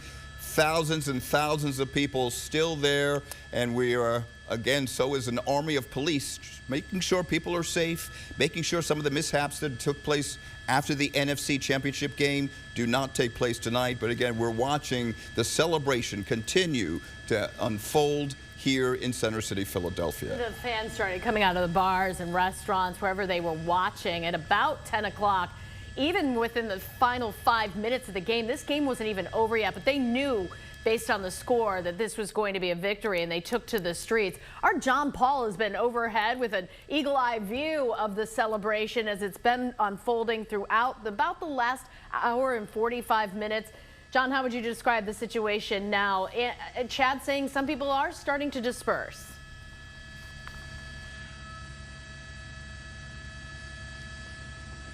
Yeah, so I'm at the bird, covering the birds. This is awesome. But yeah, I can see that the crowds have kind of thinned out a little bit. Right now we're looking at the north side of City Hall there at Broad Street, and you can see the police are not letting anybody get anywhere near City Hall. And you can see the crowds kind of gathered right there in front, waving their flags, lighting off fireworks as the police stand by. They're keeping an eye on everything. But, you know, we haven't seen, it seems less chaotic than the NFC Championship. That was just complete madness, and we saw a lot going down. We'll kind of pan down Broad Street here so you can get an idea of where the pockets are. But, you know, earlier you couldn't see any of the pavement. Now we're starting to see a little bit of pavement. It's hard to tell if they might be going down some side streets. This one here is Arch and Broad. A lot of people there, and they're sitting on top of, it looks like maybe a dump truck or something there. You could hardly see the truck. You wouldn't know there's a truck except for the flashing lights. That's the only way you could tell that there is a truck there. People just having a good time sitting there. And, you know, we haven't seen much in the way of people even climbing poles. We saw one or two, but it looks like people have kind of gotten the message that, hey, that's too dangerous. Fireworks, yeah, that's still something people are setting off, but we'll pan down. We're on the north side of Broad Street once again, right by the convention center. Just crowds, crowds, crowds. It doesn't look like they have the giant gaps on the north side of Broad Street that they do on the south side of Broad Street. Another thing you'll also notice is, especially on the southern side, the police are keeping people off the sidewalks, and the reason they're doing that is they're also protecting these buildings. They're protecting the glass. They don't want anything broken, so they're trying to keep people in the streets themselves. Looks like on the north side of Broad, it's just kind of maybe a little more chaotic, but it's a good chaos. We are not seeing the kind of craziness that we saw with the NFC. People seem to be behaving themselves. You know, Chad said maybe they ran out of beer. I don't know, but everybody looks like they're having a good time. Police keeping a very close eye on things. We've seen a lot of police drones as well in this area. That is something they said they will utilize to keep an eye on the crowds themselves, but looks like they're doing a pretty good job, guys. Yeah, they have some very advanced drones that they're able to use and sort of pinpoint what's happening there. But from our vantage point here, we have got a view from up above where you are, John. A lot of police there in front of City Hall, and then another ground view where it looks like a dance party at the moment. That's what we want to see, people enjoying themselves tonight. Absolutely. Something like this brings the entire city together. John Paul, stand by there from Chopper 6. You have the best view, and we'll continue to come to you momentarily throughout the evening. Thank you for your coverage. We want to go back to the Big Easy in New Orleans. Brian Taft standing by, still on the field at the Superdome. Brian, where did you watch the game, by the way? Right where I'm standing, Rick. You know, we had to move around a couple of times throughout the game, but I did really get a pretty good vantage point to watch history unfold in this building behind me tonight. You know, one of the extraordinary things is that, you know, people get to soak in this moment. Let me take you off the side here. Fans are gone. You know, they've left now. It's players and media. But I want you to know how much this means to everybody who had any role at all to play with this team, whether it was covering them or cheering for them. They're all taking in this moment. And you can see folks just sitting there on the field, throwing up the confetti and enjoying the moment. What a ride it's been. I reflect on the fact that the season started in Brazil, and we don't talk enough about that. And I got to go along on that trip with the Eagles as well. And in that game, we saw flashes of greatness. We saw Jalen Hurts show us what his legs could look like and how his arm was so efficient. We saw Saquon Barkley for the first time in uniform, but they weren't great. There were flashes of greatness. Those first few games, yeah, they were good, but nobody really felt confident that it would end here in this way. People said they're a second-half team. Boy, they are a second-half team in so many other ways. Everything came together at exactly the right moment to deliver this complete and dominating performance here in New Orleans. And now the party shifts to Bourbon Street. We caught up with a fan I think you might recognize who wanted to reflect on this moment. How about Bradley Cooper? Oh, man, I'm just so happy to be here. Everybody at home, we did it, baby. We did it. You think you got them started with that little pregame speech? No, I'm just happy to be there and be there with Declan. That was awesome. How proud are you of this team? Oh, man. I mean, it's just... Man, I remember 2 years ago we were here. We just felt like we should have won. To be back here and all together, playing the way we did, it was just awesome.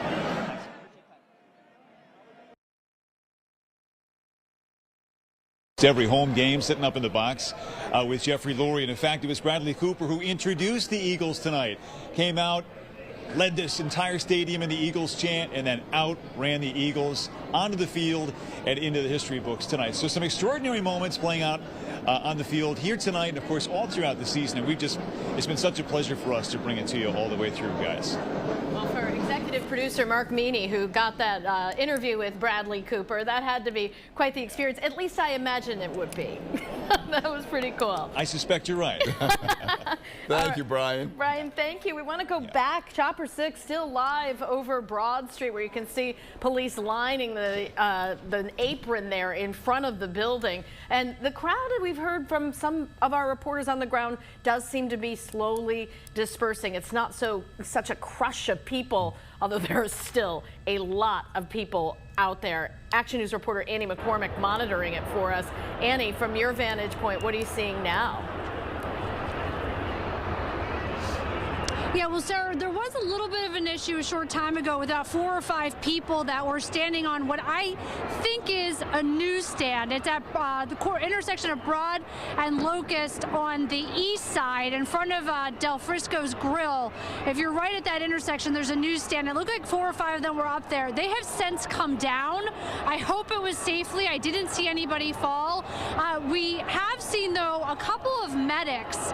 They're going around on a small, like a golf cart like vehicle, so that they could get in between the crowds.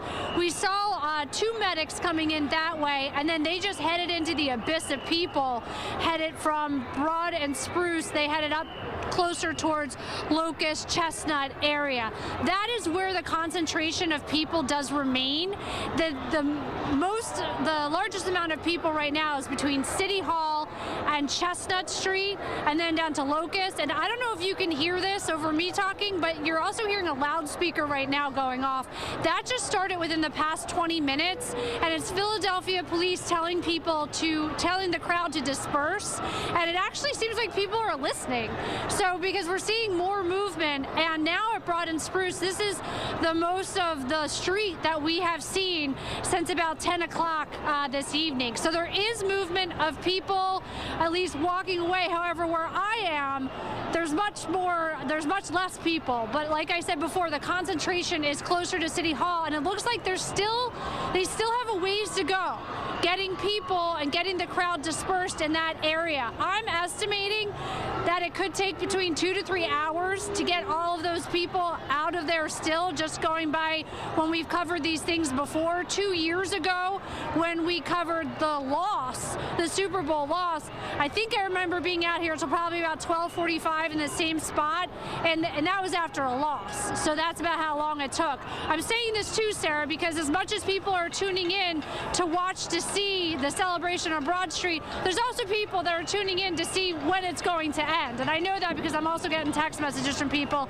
asking me. So for those people wondering when it's going to end, it looks like that has begun. That police have now said, you know, they're the host of the party saying, all right, guys, it's time to start to get your coats and start to head towards the door. That's the message that they're sending to people. So how long that will take to disperse them, I'm guesstimating about 2 to 3 hours. The other thing, too, is we're seeing less fireworks go up, but we're also seeing more of those fireworks set off from the side streets off of Broad Street. I'm seeing them probably as close as 12th Street, probably, and then 17th Street. Boom, there's one right there. So we're still seeing that pop up as well. But as for, you know, the crowds and the mood is positive where we're at.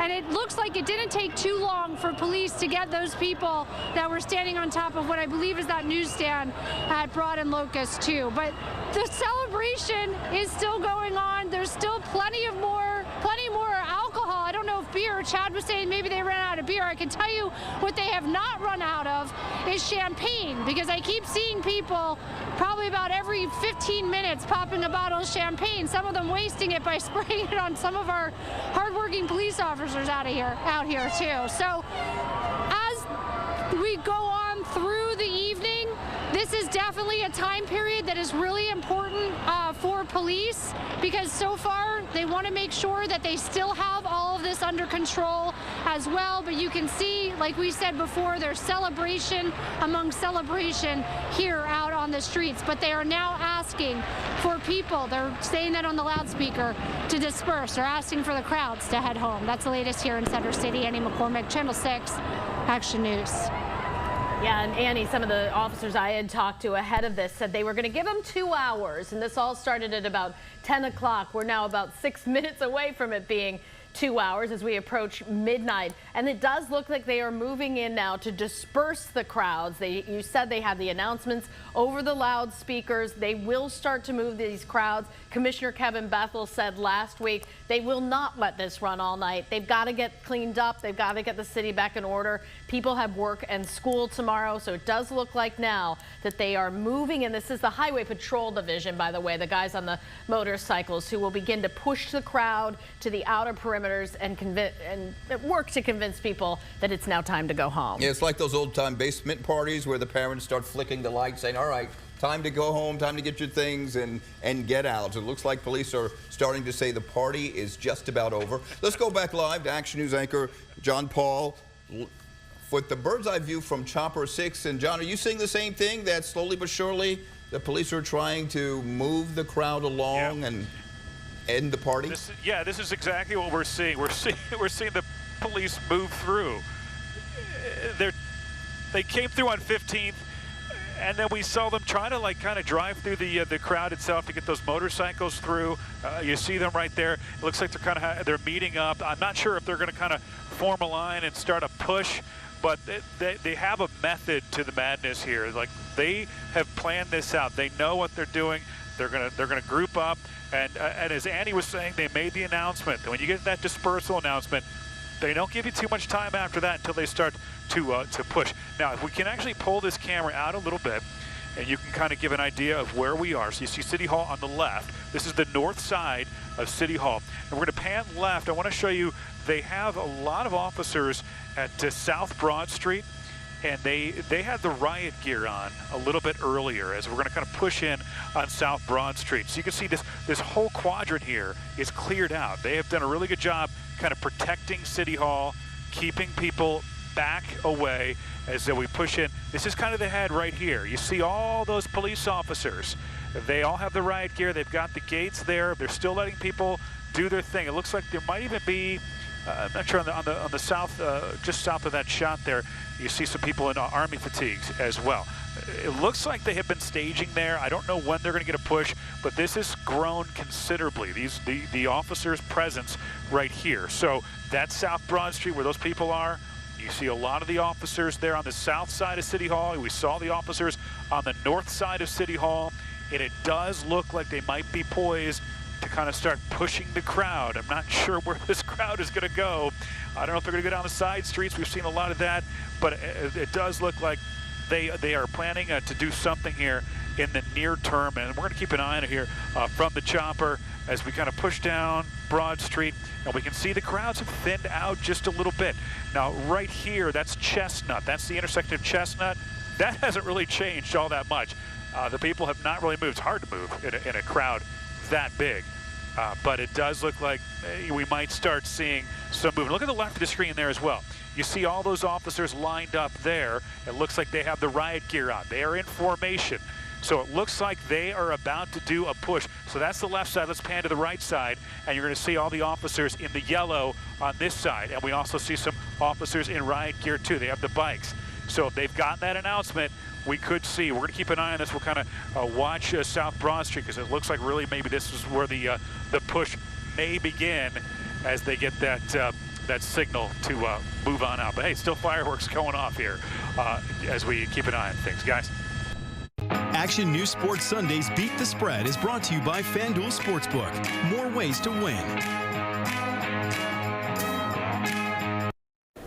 We continue our coverage here as the Eagles are the Super Bowl winners. Let's go back to Deuces Rogers on the field there in I was going to say Minneapolis. In New Orleans. That's the last one. The one before that. With more of our coverage. Deuces. Yeah, Sarah, this was a lot warmer than we were back there in Minneapolis some 7 years ago. We talked about how dominant of a performance this was. 40-22 was the final, but that doesn't tell the true story. On offense, Jalen Hurts, 2 touchdown passes, a touchdown run.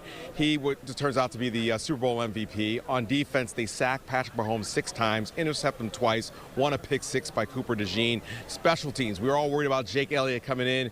He hits 4 field goals and perfect on all 4 of his extra point attempts. This was a complete dominant victory. Here are some of the players immediately after the game. It's a party in Philly! It's a party, baby! Hey, Tata fans.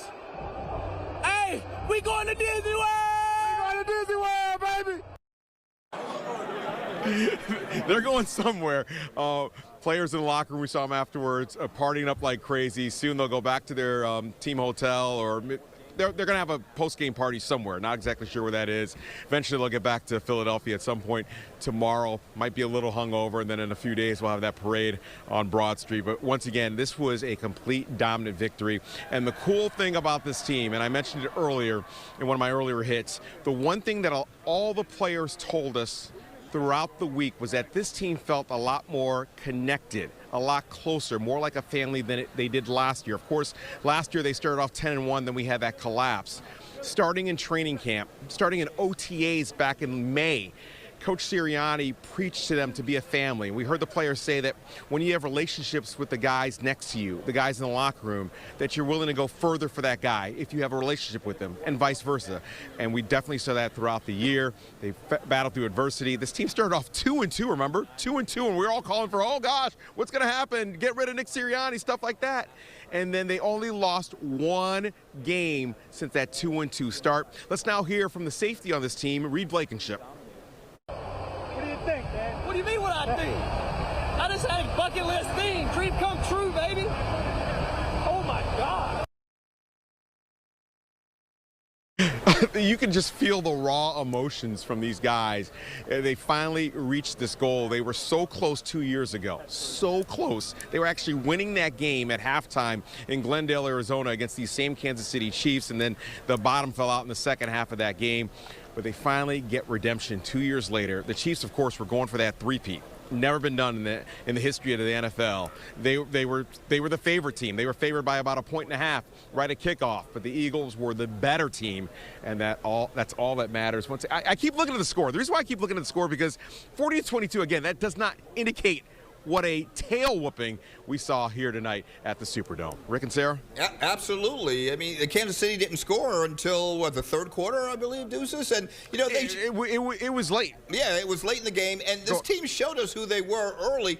They didn't lose to an AFC team all season long. They beat up on Baltimore. They beat up on Pittsburgh. Did they play Buffalo? I mean, every AFC team they met with, they spanked, correct? Yes, and think about this. The only game that they lost, I think they had a 10-game win streak at one point, but the only game they lost since they started off 2-2 was that game against the Washington Commanders where Jalen Hurts got that concussion in the first quarter of the game and Kenny Pickett had to finish out that game. So you kind of just take that off the board. And, of course, they faced the Commanders for a third time in the playoffs, and they beat them. And then, of course, they destroyed the Rams. And then this game, this team just steamrolled.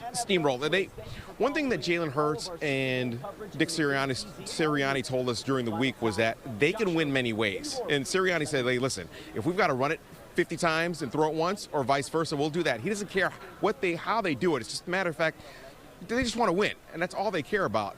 And Jalen Hurts showed that all those naysayers that doubted him the last couple of years, people that talk about him on talk radio or the blogs and things like that, he shut everybody up tonight with the Super Bowl victory and his Super Bowl MVP. think about this. That's for sure, Deuces. Thank you, Deuces. Can't take that away from him. We're going to go back now to Broad Street. As we said, at about this hour, about midnight, police now moving in. They have put on the loudspeakers that a message, blasted it out. Basically, this party is over. We've given you 2 hours now, and there's a method to this. They will now push these crowds back. They will push them to the outer streets, get them to disperse.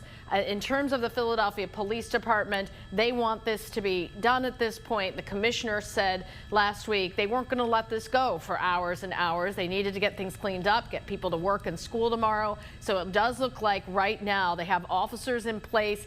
They had a plan here, a plan that they are now putting into action. Those officers were on standby on the sides there. They let the party happen. They let the celebration happen. But as you can see now, they are moving into the street to start pushing crowds out and put the party that we've had tonight kind of to an end. Yeah, they certainly had a plan in place. They were not going to let thousands and thousands of people crush the City Hall area. In fact, they kept some people, in South Philadelphia where they could only get so far, and other parts of the city where it would be hard for them to get to the City Hall area. And certainly if you were trying to drive into the city, there were no exits off the Vine Street Expressway or the Schuylkill going into the city. So they were doing their best to try and minimize the crowd. But again, we're looking at hundreds of thousands of people right now, and it's going to take some time before they're able to really disperse these partiers, these folks who are celebrating a huge Super Bowl victory. But so far, so good. Their plan has been in place, and they're continuing to slowly but surely try and get these folks to go home. And they're using the barricades here now as part of their tactics. You can see uniformed officers on the side, the bike patrol, and then the officers in the riot gear with the shields. People are being compliant. Look, there were people up on that bus shelter there to your left. The officers said get down, and they are getting down. They are ready to go to start moving this crowd. You can see here they're pushing with the barricades, and they will also use those bicycles to get this crowd to move back, get out of the area. But it was hundreds of thousands of people, I think it's fair to say, as Rick did, that converged here on South Broad Street in the aftermath. It wasn't even the aftermath. In the final minutes of this game, as this was such a decisive victory, it became clear the Eagles were the clear winners. People had their celebration, and now the city of Philadelphia is saying it is time to go home. Yeah, even before halftime, we saw people coming to Broad Street, coming to City Hall, because they could sense that victory was imminent. It was just such a complete devastation of tonight's game against Kansas City. A lot of these celebrants, a lot of these partiers arrived early,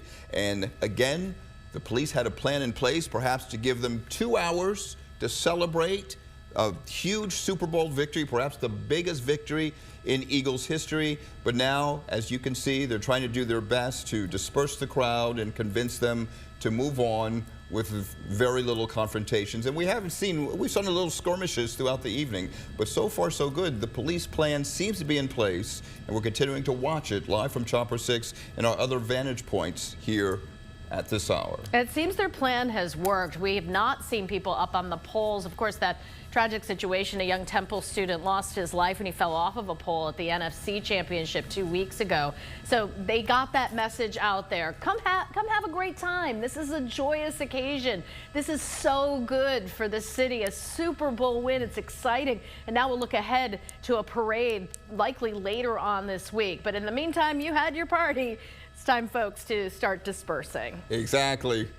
Certainly, Broad Street is ground zero for the celebrations. And again, we do await details on when that parade will take place. In the meantime, let's go back to Action News reporter Chad Padelli. He's in South Philadelphia, also along Broad Street, where, again, we saw a sea of green moving north of Broad Street to City Hall, but we're not seeing so much now, Chad, huh?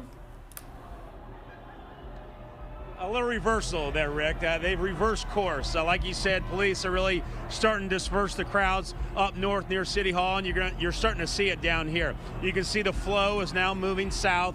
You can see the traffic has picked up here on Broad Street. Now down over here on the other side of Washington, a little dance party still going on. police there's really not a heavy police presence at all down here. I think most of the police officers made their way north to protect City Hall, because finding any officers down here is really few and far between. You have a couple cops there at the intersection directing traffic, making sure that runs smoothly. And you can see they're allowing people down here to dance, do their thing. They've been putting off a couple fireworks, but for the most part, it appears the party is dying down a bit.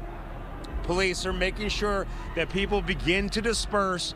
Like Sarah talked about earlier, really got to get the streets cleaned up. We have Monday. I don't know how many people will be going to work tomorrow, but those that do, they got to get the city ready. And it appears that many people are beginning to make their way out of here and starting to head home, which is obviously a welcome sign for the Philadelphia Police Department. But what a festive night. Really, it's been well behaved, at least down here where I am at Broad and Washington. Can't speak for City Hall. I know John and Annie can talk a little more about that, but it really has been quite a festive atmosphere. You can see some people still in their pickups, enjoying themselves, taking photos, capturing the moment. Another celebration down Broad Street, which appears to be coming to an end shortly. How long that'll be, well, that remains to be seen, but for the most part, it looks like things are dispersing quite nicely down here, and it was a good celebration and another Super Bowl victory for the Birds. I'm gonna send it back to you guys. All right, Chad Pradelli reporting live from South Philadelphia.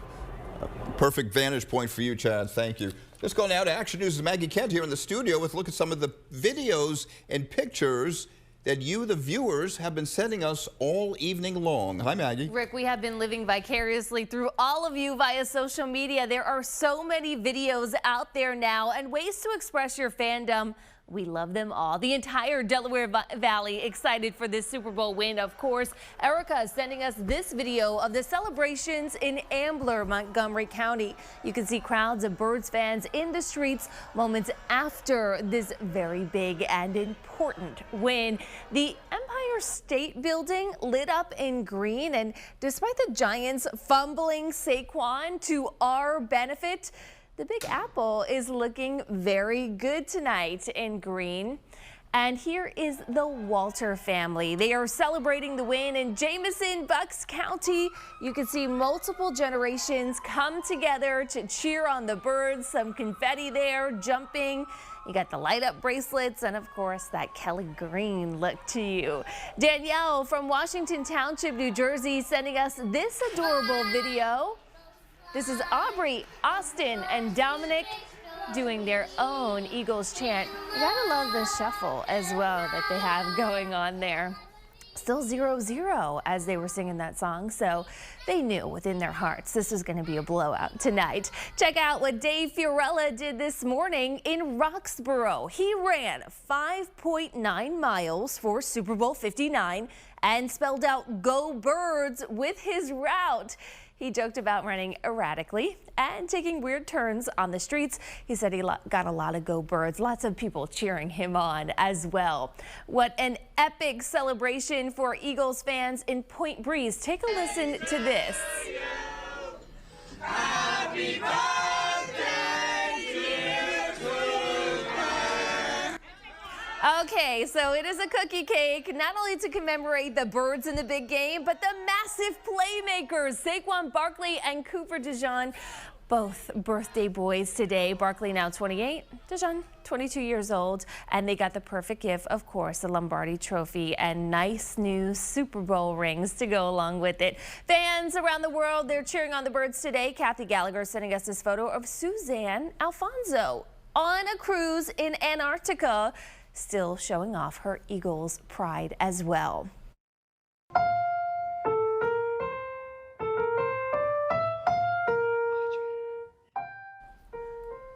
And Paleolonis sent us this video of her grandson playing Eagles fight song there. Pretty impressive. You can always send your pictures and your videos, 6abc.com/share. I have a feeling a lot more pictures, a lot more videos will be popping up in the next few days. There's a lot more celebrating to come, guys. Yes, this is something you never forget. The memories of tonight will linger for so many people who've never saw a Super Bowl celebration like tonight, or the Eagles winning. Of certainly, you know, they won a few years ago, but for so many people, this is a first, and we are basking in the revelry tonight. Well, this seals it. We're looking live in New Orleans at the Caesars Superdome, lit in green tonight for the winning team, our Philadelphia Eagles. Let's go live now to Frankfurt and Cottman, an area where fans have been known to gather as well. Our Walter Perez has been there all night. What's the situation at the moment, Walt? Hey guys, this really is a tale of two parties. The one when we first got here after the game, and now the streets have really cleared out here in Frankfurt Avenue. It was an ocean of humanity earlier.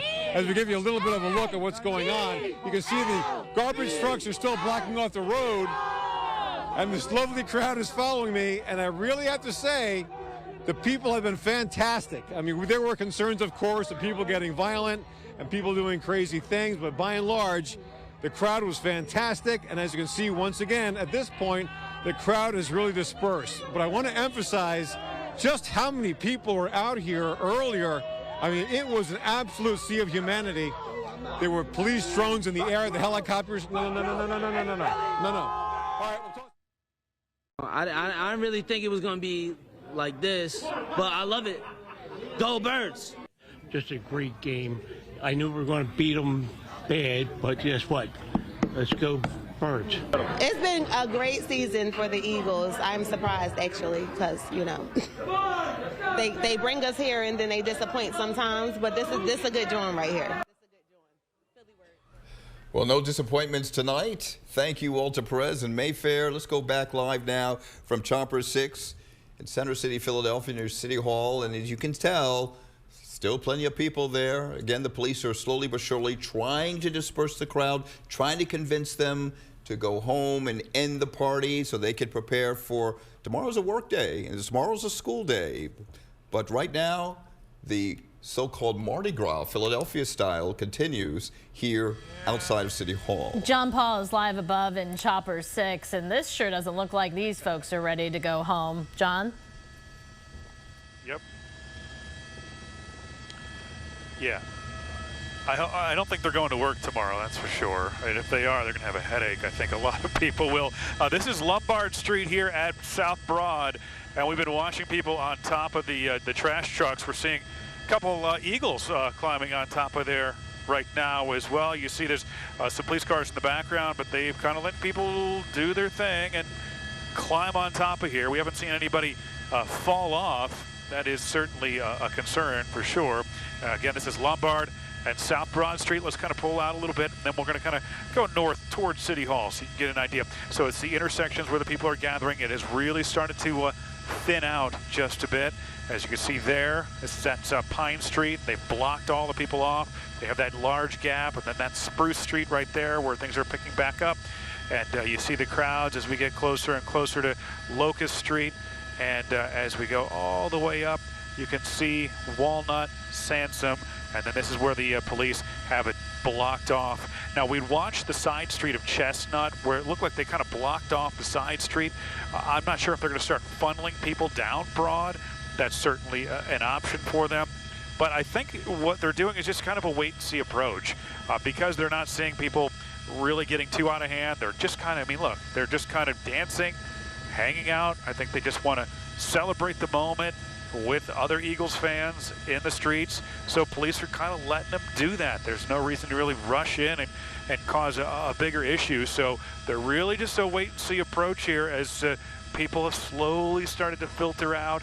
And I don't know if they're going to have like an exact time where they move people out, but you can see from this shot here, if we showed you this an hour ago, you wouldn't see the road. So you're starting to see people move on up. Maybe some people do have to work in the morning. Maybe they're going to save it for the parade itself. But the police are very disciplined in this. They've been through this before. They're going to let people have their fun. They're continuing to let them have their fun as we go back here to Lombard. They're on top of the trash trucks. You see on the left a lot of the Eagles, people dressed up like Eagles, and they're just kind of hanging out, having a good time there on South Broad Street, guys. Yeah, it could be a long night for Philadelphia police. John, thank you. And we continue to give us this bird's eye view from Chopper 6. And we just want to mention that there's been no official word from the city regarding a parade for the Eagles. So when we learn of that, certainly we will pass it on. Although we have received some tweets or saw some social media hints about when a parade could take place, Sarah. Yeah, on X, formerly Twitter, the Philadelphia Eagles official account just says simply, see you Friday. But again, we're waiting for official confirmation from the city of Philadelphia as to whether or not there will be a parade on Friday. So we will wait and see on that as we look live here. Chopper 6 over the scene that's still not under control as these revelers are climbing the trash trucks here right near City Hall. Well, that's right at Broad and Lombard. Action News reporter Annie McCormick is live up above, getting a vantage point from there. What are you seeing now at the moment, Annie? Yes, Sarah, the concentration of people is still much closer to City Hall. We're talking about Chestnut and a little bit closer. It really starts at Locust. That's where it's a real concentration of people leading up to City Hall. We're still hearing those announcements coming over loudspeakers that Philadelphia did place along Broad Street ahead of the parade. Rick made a good analogy. You're at that basement party. The parents start to flicker on the lights. Well, the city of Philadelphia turned off the green light that was lighting up City Hall. So I think that was them flicking the lights saying, go home, all right? You're drunk, go home. So, but short of that, we're still seeing a lot of people out here. I still think it may take at least an hour, probably 2, to get everyone out of that particular area concentrating around City Hall. We're not seeing people on top of like the newsstand that we saw earlier. We're not seeing that, at least from where I am at this point. We're seeing plenty of movement here right at Broad and Spruce Streets. Again, they're pushing people towards the side streets. What we've seen in the past, you heard John Paul talking about what he was seeing from the air 2 years ago when we were out here, much like what you were talking about, Sarah, when you were talking about how Highway Patrol will start to push people. We saw that 2 years ago. Additionally, we saw officers in their tactical gear also moving those crowds down. And then from where Chad was talking from further down South Broad Street, when 2 years ago, when we started to see that there really weren't any people left on that portion of South Broad Street, that's when Philadelphia police began to open the streets to vehicular traffic and slowly started to incorporate that vehicles being back onto Broad Street. I don't think we're there yet, but I definitely think we're significantly closer to that than we were just 40 minutes ago, just to give you an idea of my guesstimation of a timeline of wrapping this up. So, but if those tweets that you're talking about on X, formerly known as Twitter, are true, and there is a parade to be had this week, that means we need to clean this up and get going so we can start to plan that parade to come down Broad Street so we can do this all over again. But the good news at this point is we haven't seen, at least from where I'm standing at, we haven't seen any big injuries, anything major happening there. I will say, Ricky, I think you're zoomed in to where, around Locust. Is that around Broad and Locust? That's still, again, we're seeing some of those firecrackers pop up from the crowd. We're seeing people, you know, maybe get on each other's shoulders, and so there's still a lot of people there. So we're not out of the woods yet, because, you know, just when you think you're on your laurels is unfortunately when things happen. So I could see Philadelphia police doing a big concentration on just getting those people moving out of the way. That's their focus right now. So like I said, I'm guesstimating probably 2 hours it's going to take, at least on this portion of South Broad, to get people out of the way so you can get that vehicular traffic start to move again. But again, the vibe here is positive. It's fun. People are getting along. They're excited. They're happy. Not only do we obliterate the Chiefs, but my God, I mean, wow, what a game. What a game. So I am not shocked at all that people are still hanging out here, that they still want to be together, you know, enjoying this moment until we have that parade to do it all again. But that's the latest here live from South Broad Street. Back to you. Annie, great job tonight. This is definitely a moment in Philadelphia history. Your Philadelphia Eagles, the winners of Super Bowl 59, as we've been saying, in decisive fashion tonight, winning over the Kansas City Chiefs, denying their three-peat. The Eagles winning 40-22 in New Orleans. The celebration began at about 2 o'clock. It's been going on for a couple of hours now, mostly under control as police now work to disperse the crowds, get everybody to go home. We will reboot and have a celebration all week long this week. Absolutely. The biggest party of the day started at Xfinity Live in South Philadelphia. Then all those people poured out and headed up Broad Street to City Hall. Many of them still there, but it has been quite a day, quite an evening. A big Super Bowl victory, 40-22 the score. We're certainly proud of our Eagles, and we can't wait to celebrate them with a parade. Again, we haven't heard any official word from the city. Proud of our team, too. All our group down in New Orleans all week long, providing coverage for many, many days, hours after hour, with all those Eagles fans down there, and our teams on the street tonight, staying safe and bringing us the best coverage around, I think. You and I sat here 2 years ago, different circumstances. Yeah. So it's nice to... Yeah, not the same outcome. It was sad. You're in a better mood tonight, yes. So I appreciate this. All right. Of course, we'll have continuing coverage on Action News mornings, starting at 4 a.m., I believe, and of course throughout the night, 6abc.com. I'm told 4:30. So, oh, it is 4. All right, 4. It's 4 tomorrow morning. But so again, thank you for staying with us throughout the evening. And thank you to the Philadelphia Eagles. Some people may still be up at 4. Yeah, I won't be. Yeah. Have a good night, everyone. See you Go tomorrow. Birds.